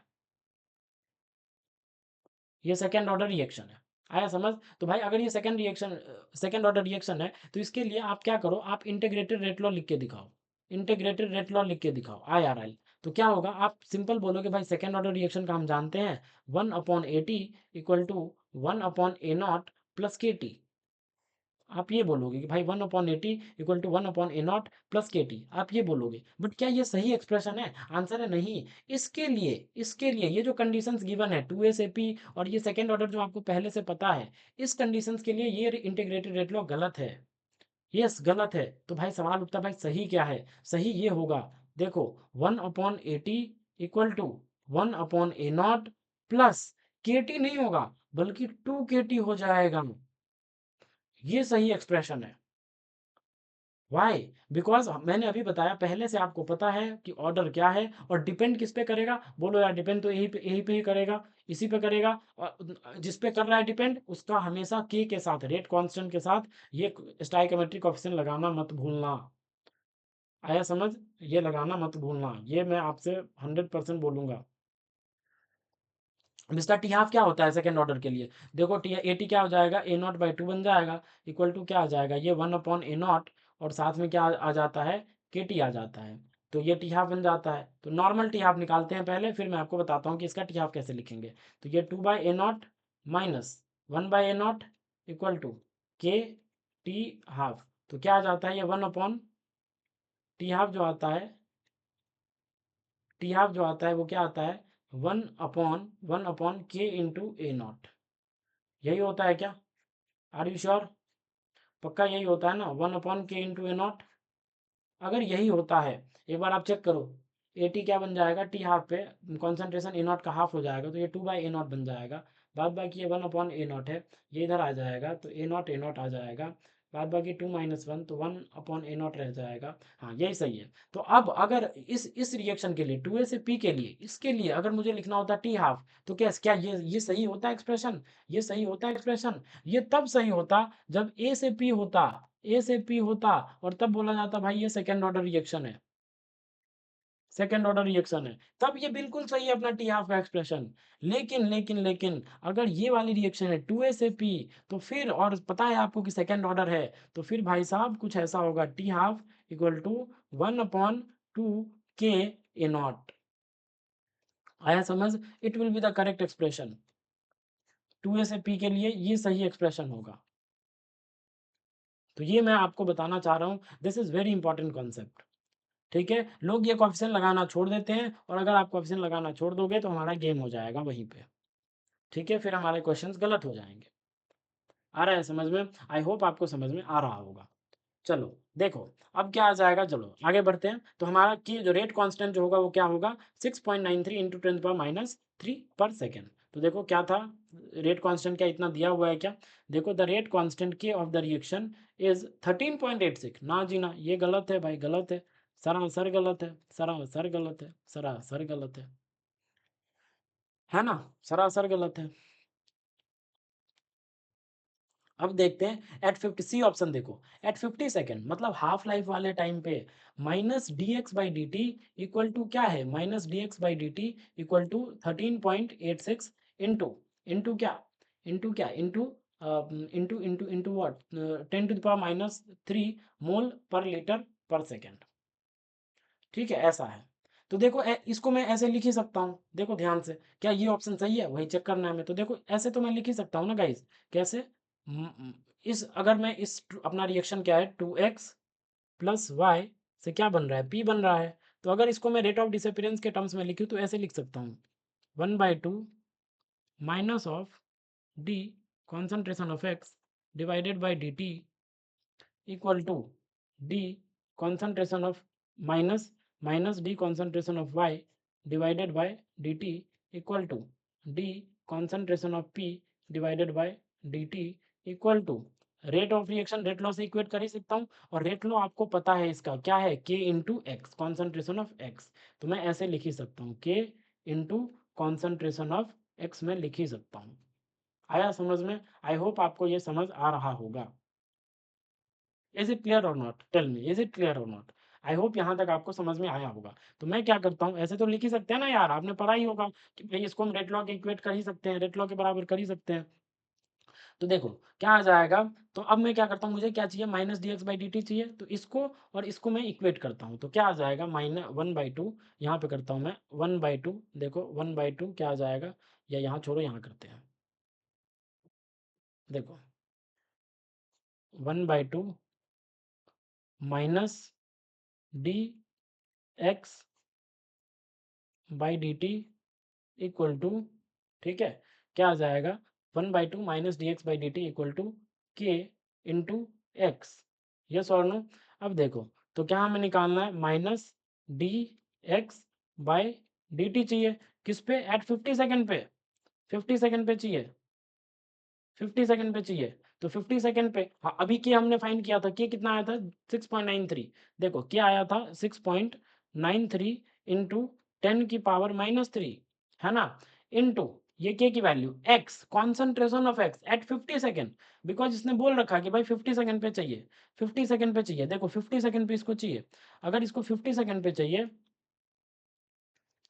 50 सेकेंड पे इसको चाहिए, ये दिख नहीं रहा है, इससे दिखेगा, हाँ अगर 50 सेकेंड पे चाहिए तो 50 सेकेंड पे एक्स की कॉन्सेंट्रेशन क्या थी, अभी हमने फाइंड करा था, 50 सेकेंड पे एक्स की कॉन्सेंट्रेशन 1 थी, तो यहाँ पे 1 ही आ जाएगा, इंटू में तो 1 ही आ जाएगा, 50 सेकेंड पे कॉन्सेंट्रेशन 1 है, तो अगर 1 है तो क्या आ जाएगा, माइनस डी एक्स, यहाँ पे 1/2 भी था, ये मत छोड़ना देना, ठीक है, D x by D T क्या आ जाएगा, 2 इंटू 6.93 इंटू 10⁻³ तो क्या आ जाएगा, 13.86 है ना, 13.86, उसके बाद क्या आ जाएगा, यूनिट जो भी है वो लगा लो अपना, ठीक है, मोल, लीटर इनवर्स और पर सेकेंड, ये तो वही होता है ना, कॉन्सेंट्रेशन, और ये इसका यूनिट है, ये तो आपको पता ही है, कॉन्सेंट्रेशन है तो मोल पर लीटर और सेकेंड इनवर्स, तो क्या आ जाएगा, मोल पर लीटर और सेकेंड इनवर्स इंटू साथ में 10⁻³ लगा लो, तो ये बिल्कुल सही है, ये अपना बिल्कुल सही है, यस और नो, ये बिल्कुल सही है, ये बिल्कुल सही है, देखो आ गया, इतना हमने जितना बोला गया उतना आ गया, तो मतलब ये ऑप्शन करेक्ट है।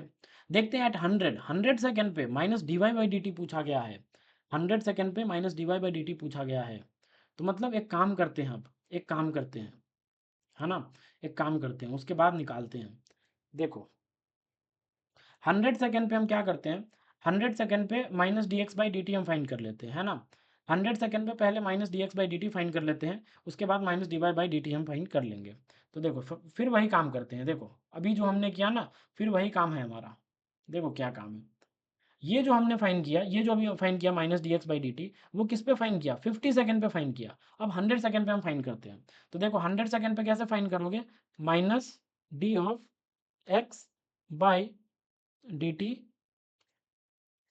किस पे, 100 सेकेंड पे, 100 सेकेंड पे फाइन करना है, अगर 100 सेकेंड पे फाइन करना है गाइस, अगर 100 सेकेंड पे फाइन करना है तो हम क्या बोलेंगे बताओ, के तो वही रहेगा, 0.93 into 10⁻³ into concentration of x at 100 second, तो concentration of x at 100 second क्या आ जाएगा, देखो 50 सेकेंड में टी हाफ, मतलब जब 50 सेकेंड जो कि टी हाफ है उस पर कॉन्सेंट्रेशन क्या है, 1 है, तो अगले 50 सेकेंड में मतलब दूसरा टी हाफ आ जाएगा, देखो पहला टी हाफ कब आया, 50 सेकेंड पे, तब कॉन्सेंट्रेशन 2 से 1 हो गई, तो अब अगला जो टाइम है 100 सेकेंड, तो मतलब वो क्या हुआ, वो दूसरा टी हाफ हुआ ना, तो दूसरा टी हाफ हुआ, तो अगर दूसरा टी हाफ हुआ तो पहले टी हाफ पे कॉन्सेंट्रेशन 1 बची, तो दूसरे टी हाफ पे कॉन्सेंट्रेशन क्या बचेगी, 0.5, अरे हाँ या ना, कितना बचेगा, 0.5, तो अगर 0.5 बचेगा तो मैं बोल दूंगा यहाँ पे क्या आ जाएगा अपना, ये 0.5 आ जाएगा, यहाँ तक आता है समझ में, यहाँ तक आता होगा। अब साथ में क्या है, यहाँ पे 1/2 भी है, तो यहाँ से हम क्या कर लेते हैं, minus d x by D T calculate कर लेते हैं, तो बताओ 100 सेकेंड पे ये किस पे हो रहा है कैलकुलेट, ये 100 सेकेंड पे हो रहा है, अगर 100 सेकेंड पे कैलकुलेट करोगे तो क्या बन जाएगा बताओ, ये बन जाएगा 2 इंटू 6.93 इंटू 10⁻³ इंटू 0.5 मोल पर लीटर, मोल पर लीटर सेकेंड इनवर्स, तो क्या बन जाएगा 6.93 into 10⁻³ mole per litre second inverse, second inverse, do you agree और not, I hope you agree with me, right, यहाँ तक आ गया। अब हमें क्या करना, हमें minus D Y by D T चाहिए था, हमें minus D Y by D T चाहिए था। देखो यहाँ पे हमें एट 100 सेकंड पे minus D Y by D T चाहिए था। तो अब हमने क्या किया, इसको निकाल लिया 100 सेकंड पे। अब इन दोनों को इक्वेट कर देते हैं हम, यहाँ से आराम से आ जाएगा। तो देखो यहाँ इक्वेट करो इनको, देखो अब इनको हम इक्वेट कर देते हैं। कैसे इक्वेट करेंगे, ऐसे करेंगे इक्वेट, देखो 1/2 minus d x by D t equal to minus D Y by D t. बोलो यार हाँ या ना, यहाँ पे इक्वेट कर दिया। अब देखो 100 सेकंड पे कितना आया है, 100 सेकंड पे ये जो minus d x by D T है वो कितना है, 6.93। तो 1/2 into 6.93 into 10⁻³ mole per litre per second, yes और no, equal to minus d of y by d t. ठीक है, तो यहाँ से क्या आ जाएगा, minus d of y by d t equal to, बताओ ये सिंप्लीफाई करके कितना आ जाएगा, ये आ जाएगा आपका 3.46 इंटू 10⁻³ मोल पर लीटर पर सेकेंड। ठीक है, ये आ जाएगा। आया समझ? तो आई होप आपको ये क्वेश्चन समझ आया होगा। और देखो ये ऑप्शन भी दिया हुआ है आपके क्वेश्चन में, देखो ये ऑप्शन भी दिया हुआ है। तो अपना डी ऑप्शन जो है वो भी क्या है, करेक्ट है, बिल्कुल करेक्ट जवाब है। ये भी अपना क्या है, करेक्ट जवाब है ना। तो इसका जो आंसर आ जाएगा वो क्या आ जाएगा बी सही है, सी भी सही है और डी भी सही है। तो B C D are the correct answer. आया समझ? आई होप आपको ये क्वेश्चन समझ आया होगा। चलो एक ये भी करो, ठीक है, एक ये भी क्वेश्चन, ये इजी है, ठीक है, ये इजी प्रॉब्लम है। ठीक है, जल्दी करो फटाक से, pause the video and try to solve within 1 minute.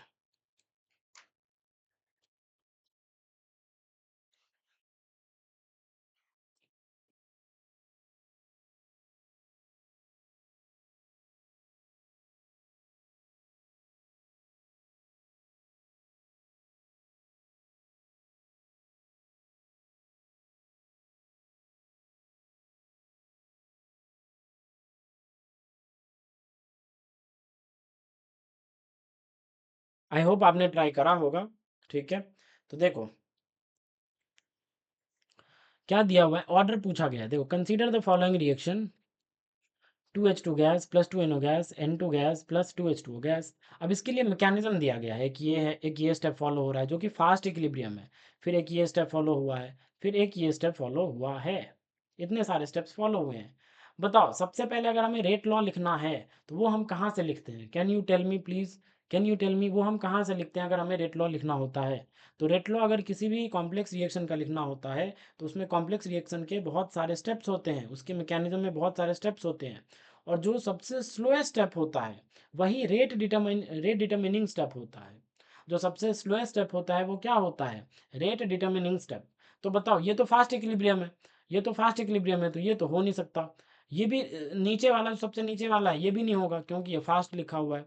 Slow कौन सा है, ये मिड वाला, सेकंड वाला। तो मतलब रेट लॉ जो हम लिखेंगे वो यहीं से आएगा। तो रेट क्या आ जाएगा गिवन रिएक्शन का, K2, क्योंकि सेकंड वाले का आया है K2 है rate constant, K2 into concentration of what, N2O2, yes और नो। और उसके बाद कॉन्सेंट्रेशन ऑफ, या गैसियस रिएक्शन है तो you can say partial pressure of N2O2, partial pressure के टर्म्स में आप बोल सकते हो, कोई दिक्कत वाली बात नहीं है। तो ये क्या आ जाएगा, कॉन्सेंट्रेशन ऑफ H2, मैं कॉन्सेंट्रेशन से समझ लेना, लेकिन you can write in terms of partial pressure as well, in fact वही सही है बिकॉज गैसियस रिएक्शन है अपना, है ना। तो वो भी सही है, कोई दिक्कत वाली बात नहीं है। अब देखो ये चाहिए अपने को, ये अपना क्या है, ये रेट लॉ है, ये हमारा रेट लॉ है। यहीं से सब कुछ पता चलेगा, यहीं से आपको ऑर्डर पता चलने वाला है।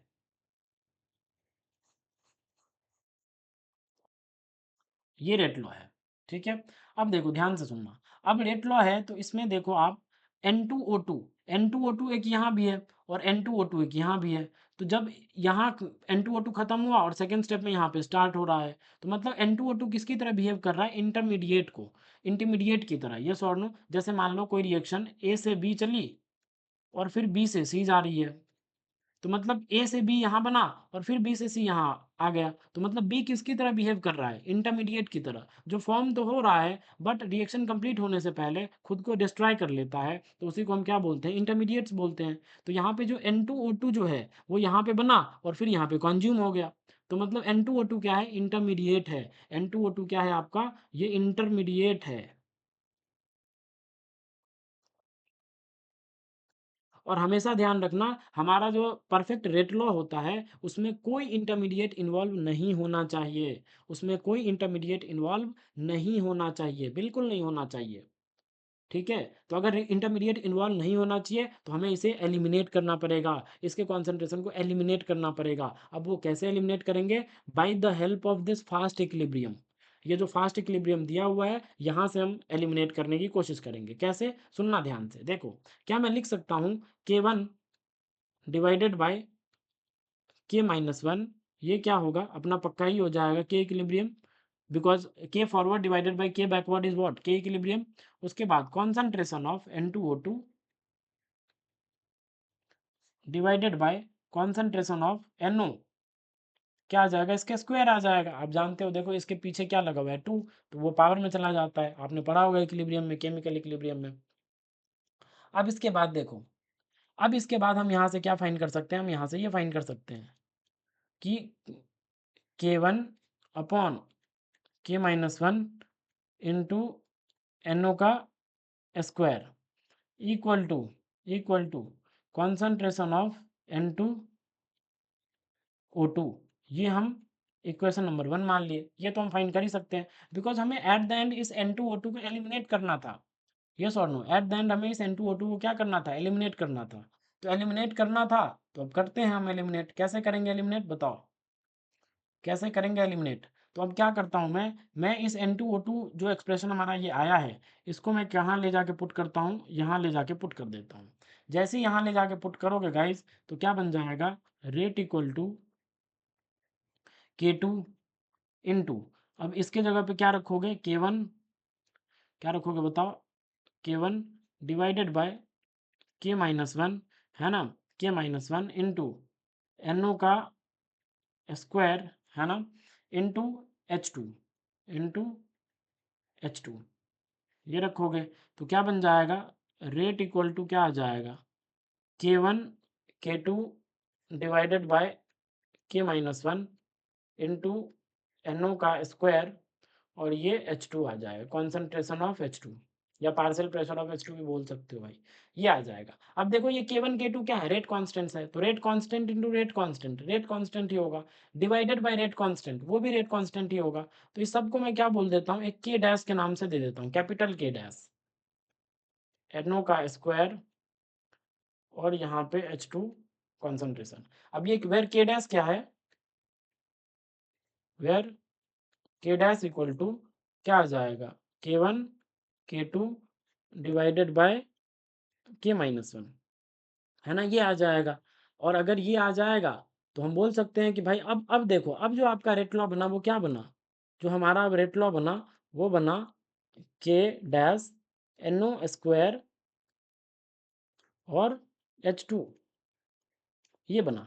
अब बताओ इसमें कोई इंटरमीडिएट इन्वॉल्व है क्या? आंसर है नहीं। हमने इंटरमीडिएट को एलिमिनेट कर दिया, तो इसमें अब कोई इंटरमीडिएट इन्वॉल्व नहीं है। और अगर इसमें कोई इंटरमीडिएट इन्वॉल्व नहीं है तो अब हमारा ओवरऑल ऑर्डर हम आराम से फाइंड कर सकते हैं। ओवरऑल ऑर्डर क्या आ जाएगा बताओ? ओवरऑल ऑर्डर आ जाएगा 2, इसके NO के रेस्पेक्ट में 2 और H2 के रेस्पेक्ट में कितना? 1। बोलो यार, तो ओवरऑल ऑर्डर क्या आ जाएगा? 3 आ जाएगा।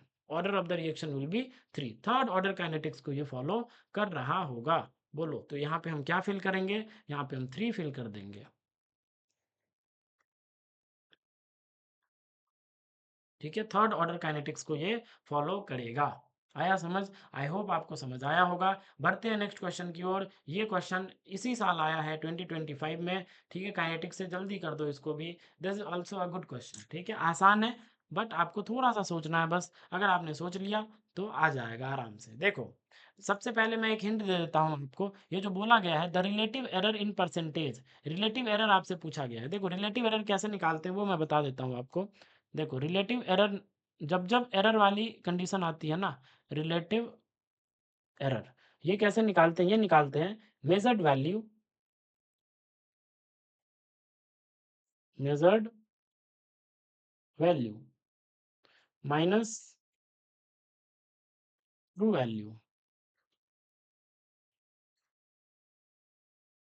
Divided by true value. True value मतलब जो होना चाहिए था, जो होना चाहिए था, जो होना एक्चुअल वैल्यू। ट्रू वैल्यू मतलब एक्चुअल वैल्यू। और मेजर्ड वैल्यू जो थ्योरेटिकल है, जो आपने किसी चीज को एज्यूम करके किया है, मान के किया है, कंसीडर करके किया है, वो मेजर्ड वैल्यू।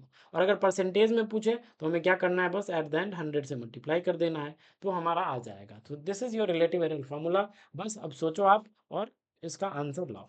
ठीक है, so take your 2 minutes and then try to attempt this problem, try to solve this problem. Okay.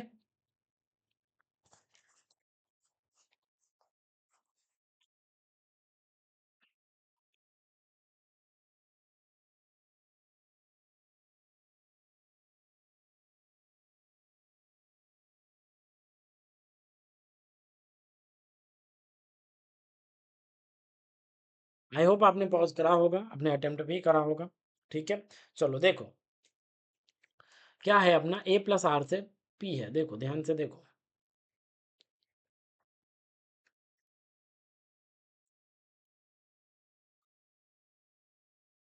ठीक है, क्या बोला गया है क्वेश्चन पढ़ो। Consider a reaction, consider a reaction a plus R से प्रोडक्ट बन रहा है। The rate of this reaction, the rate of this reaction is measure to be k into a into R. मतलब रेट लॉ जो इसका major किया गया, जो रेट लॉ इसका मेजर किया गया, वो क्या किया गया, वो किया गया k into a into R. ये किया गया। At the start of the reaction, the concentration of R naught is 10 times the concentration of A या A नॉट। मतलब स्टार्ट ऑफ द रिएक्शन क्या है पता है? स्टार्ट ऑफ द रिएक्शन का मतलब है t इक्वल टू 0 पे ये 1 था, तो ये 10 टाइम्स था इसका, 10 गुना। मतलब अगर मान लेते हैं ये 1 था तो ये 10 है। स्टार्ट ऑफ द रिएक्शन ये कुछ नहीं रहा होगा। फिर क्या बोल रहा है, फिर क्या बोल रहा है, the reaction can be considered, मान चुके हो, माना जा सकता है कि to be a pseudo first order reaction with assumption k into R equal to k dash. बोल सकते हैं भाई, क्योंकि अगर इसको अगर के इंटू, देखो ऐसे बोल सकते हैं कि अगर आप के इंटू आर इक्वल टू इसको के डैश मान लो, तो रेट क्या बन जाएगा, रेट बन जाएगा के डैश इंटू ए। तो यहाँ पे तो फर्स्ट ऑर्डर को ही फॉलो करेगा, ये सोनो इसकी पावर 1 ही है। लेकिन जब ये है तो ये सेकंड ऑर्डर को फॉलो करेगा। और सूडो फर्स्ट ऑर्डर कब फॉलो करता है, जब एक एक्सेस में होता है। यस और नो। तो यहाँ पे 1 के मुकाबले ये 10 है, तो डेफिनेटली हम मान सकते हैं कि भाई 10 गुना ज़्यादा है। तो चलो ये मान सकते हैं कि भाई ये एक्सेस में है, तो ये खत्म ही नहीं होगा। आया समझ? तो बताओ अब t इक्वल टू कितने पे, देखो फिर क्या बोल रहा है, due to this assumption the relative error in the rate when this reaction is 40% complete. जब 40% कंप्लीट हो जाएगा तब आपको बताना है क्या होगा कहानी। ठीक है, 40% कंप्लीट, तब बताना है आपको कि भाई क्या होगा। तो एक बात बताओ मेरे को, t इक्वल टू टी पे जब 40% कंप्लीट हो जाएगा, तो 40% कंप्लीट होगा तो ये कितना बचेगा, ये 0.6 बचेगा। बोलो यार। और ये 40% जब कंप्लीट होगा तो ये कितना बचेगा, ये 40%, आई थिंक 9.6 बचेगा। यस और नो, 9.6 बचेगा, हाँ या ना, 40% कंप्लीट होगा तो। और ये कितना बन जाएगा, ये 0.4 बन जाएगा। तो एक बात बताओ, अगर मैं यहीं से अगर एक्चुअल मानूं, एक्चुअल मैं मान लूँ क्या, तो ये क्या है, ये इसको मैं 9.6 को ऐसे लिख सकता हूँ। सुनना ध्यान से, इंपॉर्टेंट है, जरा सुनना भाई। ठीक है, 1 मिनट टाइम दो, फिर मैं आपको समझाता हूँ ढंग से।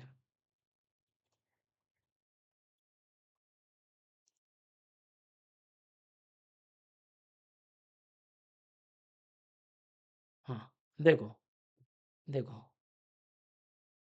देखो ये क्या रहा होगा, ये तो 40% जब कंप्लीट होगा तो ए बचेगा 0.6।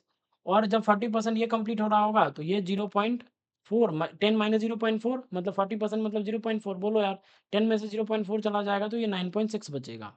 ठीक है, लेकिन एक बात बताओ मेरे को, अगर आप इफ यू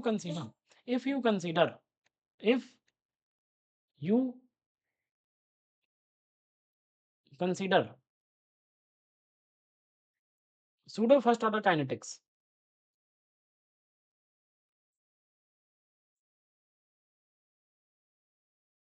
अगर आप सूडो फर्स्ट ऑर्डर काइनेटिक्स को फॉलो करते हो, तो एक बात बताओ, ये जो ए प्लस आर से पी बना है, ए प्लस आर से पी बना है, तो यहाँ पे रेट है आपका क्या, के इंटू ए इंटू आर। और एक बात बताओ मेरे को, आप एक बात बताओ कि t इक्वल टू टी पे जो 40% कंज्यूम हुआ है तो ये 0.6 बचा। अब 40% जब कंज्यूम हुआ तो यहाँ पे 9.6 बचा, लेकिन 0.6 के मुकाबले 9.6 तो बहुत ही बड़ा नंबर है। और सूडो फर्स्ट ऑर्डर में हम क्या मानते हैं कि अगर ये ए कॉन्सेंट्रेशन था और ये बी था, इसमें से ए माइनस एक्स यहाँ पे चला गया, बी माइनस एक्स चला गया, लेकिन एक्स बहुत कम गया, बस 0.4 गया यहाँ पे। सूडो फर्स्ट ऑर्डर में हम यही कंसिडर करते हैं। सूडो फर्स्ट ऑर्डर में हम क्या करते हैं पता है, यही करते हैं कि भाई ए प्लस बी से क्या है, सी है। टी इक्वल टू जीरो पे ये कंसंट्रेशन था ए, यहाँ पे बी था, और यहाँ पे ये कुछ नहीं था। टी इक्वल टू टी पे क्या हुआ, टी इक्वल टू टी पे क्या हुआ, ये ए में से एक्स गया, बी में से एक्स गया। लेकिन अगर सूडो फर्स्ट ऑर्डर निकाल लेते हो तो फिर भी ये बी माइनस एक्स जो होता है वो क्या बी के ही बराबर होता है, बिकॉज ये बहुत ज़्यादा में, बहुत एक्सेस में अगर आपका बी, तो ये एक्स तो उसके सामने कुछ नहीं है। तो बी माइनस एक्स को हम फिर से हम क्या लिख सकते हैं, एक्स को हम नेग्लेक्ट कर सकते हैं, तो ये बी के बराबर ही आ जाएगा। आया समझ? तो अगर सूडो फर्स्ट ऑर्डर काइनेटिक्स को करते हो तो यहाँ से रेट लॉ जो होगा वो कुछ ऐसा डिफाइन होगा, के इंटू ए क्या बन जाएगा बताओ, ए तो रहेगा 0.6 क्योंकि ए तो कंज्यूम हुआ है, लेकिन अगर आपने सूडो फर्स्ट ऑर्डर माना है तो आर को आपको 10 ही लेना पड़ेगा, क्योंकि बी माइनस एक्स को हम बी ही मान लेते हैं, जो भी उसमें से कंज्यूम हुआ है उसको मान लेते हैं ना के बराबर गया है। ठीक है, ना के बराबर गया है। ऐसा समझो कि एक समुद्र है, उसमें से आपने एक ग्लास पानी निकाल लिया तो समुद्र पे कोई फर्क पड़ा क्या? नहीं, बिल्कुल नहीं पड़ेगा। तो वही हुआ है यहाँ पे, वन के 10 गुना ज्यादा है आड़, तो आड़ समुद्र की तरह है, उसमें से थोड़ा 40% चला भी गया तो उस पर कोई फर्क नहीं पड़ा। तो इसीलिए मैं क्या करता हूँ, बी माइनस एक्स को बी ही मानते हैं, एक्स को नेग्लेक्ट कर देते हैं। तो यहाँ से जो रेट आएगा, यहाँ से जो रेट आएगा वो क्या आ जाएगा भाई, यहाँ से आ जाएगा 10 × 0.6 दैट इज 6 के आ जाएगा। ठीक है, यहाँ से जो आएगा वो क्या आ जाएगा, 6 के आ जाएगा। अरे यार, एक मिनट एक मिनट,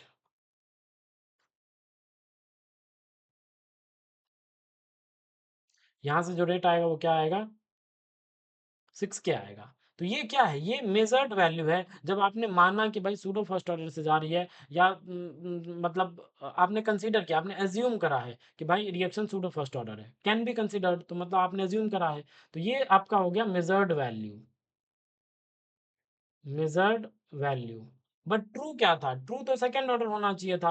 तो ट्रू वैल्यू कैसे कैलकुलेट करोगे, अगर आपने सेकंड ऑर्डर माना है तो फिर रेट इक्वल टू क्या होगा, के इंटू ए इंटू आर, ये तो गिवन है तो यही रहेगा रेट लॉ। लेकिन इस बार आपको क्या करना पड़ेगा, rate equal to k into concentration of ए क्या आ जाएगा, 0.6, 40% पे, क्योंकि 40% पे ही हमको कैलकुलेट करना है तो इसीलिए मैं 0.6 लिख रहा हूँ। लेकिन अगर ट्रू आपने माना है कि भाई सेकंड ऑर्डर को ही फॉलो करेगा, अगर सेकेंड ऑर्डर को ही फॉलो करेगा तो फिर इस बार आर आप, मतलब इस बार आप आर को 10 नहीं ले सकते, क्योंकि कुछ ना कुछ कॉन्ज्यूम हुआ है, और अगर कुछ ना कुछ कॉन्ज्यूम हुआ है तो 9.6 बचा है, तो यहाँ पे कॉन्सेंट्रेशन ऑफ आर को हमें क्या लेना पड़ेगा, 9.6 लेना पड़ेगा। आया समझ? आई होप आपको समझ आया होगा। तो यहाँ से रेट क्या आ जाएगा बताओ, यहाँ से रेट जो होगा वो आ जाएगा 9.6 इंटू 0.6। ठीक है, 9.6 इंटू 0.6, तो 5.76 आ रहा है ना, 5.76 आ रहा है, 5.76 के आ रहा है। ये कब, जब ट्रू है, ये ट्रू वैल्यू है, ये आपने ट्रू वैल्यू मेजर किया,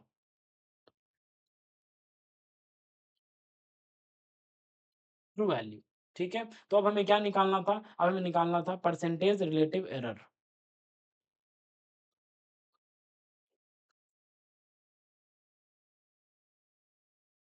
परसेंटेज रिलेटिव एरर वो क्या होता है भाई, वो होता है मेजर्ड वैल्यू, एम भी लिख देता हूँ, measured value minus TV, true value divided by true value.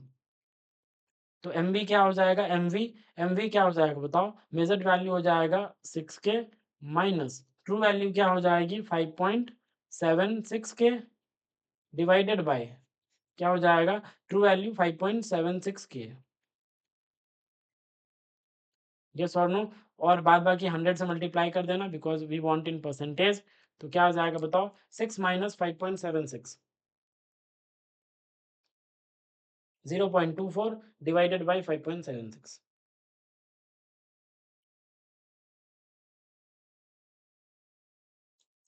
तो ये आ जाएगा सब, ये के तो कट ही जाएंगे, ये के और ये के कैंसिल हो जाएंगे, ये बचेगा 0.24 डिवाइडेड बाय 5 पॉइंट, एक मिनट गाइस,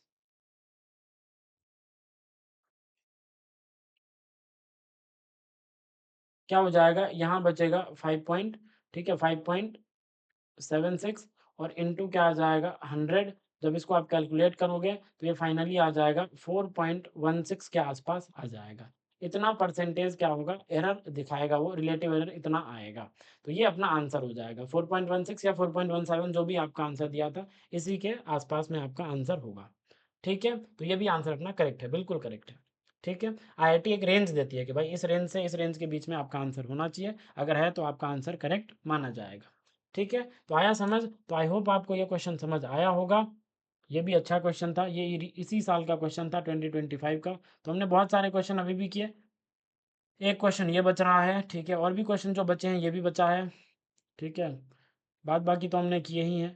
तो जो क्वेश्चन बच रहा है उन क्वेश्चंस को हम क्या करेंगे, अगले सेशन में हम डिस्कस करते हैं। ठीक है, अगले सेशन में हम डिस्कस करते हैं।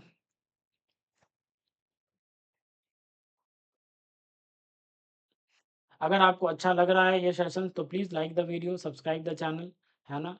एंड अपने फ्रेंड्स के साथ भी शेयर करना, बिकॉज़ वेरी मतलब बहुत ही अच्छा कंटेंट आपको मिल रहा है, राइट? जेईई एडवांस के पीवाईक्यूज़ मिल रहे हैं, अदर क्वेश्चंस भी आएँगे, ऐसे ही पीरियोडिक प्रॉपर्टीज़ पे भी आएगा। तो बहुत ही अच्छा आपको मिल रहा है कंटेंट, ठीक है? कंटेंट में मैं कोई कमी नहीं करूँगा गाइज़।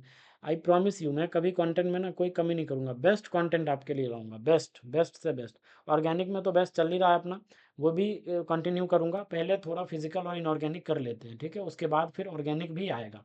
डोंट वरी, ऑर्गेनिक तो हमने बहुत कर ही लिया है, फिर से मैं उसको भी लाऊंगा और भी अच्छे अच्छे क्वेश्चन के साथ। ओके, तो मिलते हैं नेक्स्ट सेशन में और भी क्वेश्चंस के साथ। ठीक है, चलो मिलते हैं नेक्स्ट सेशन में, बाय।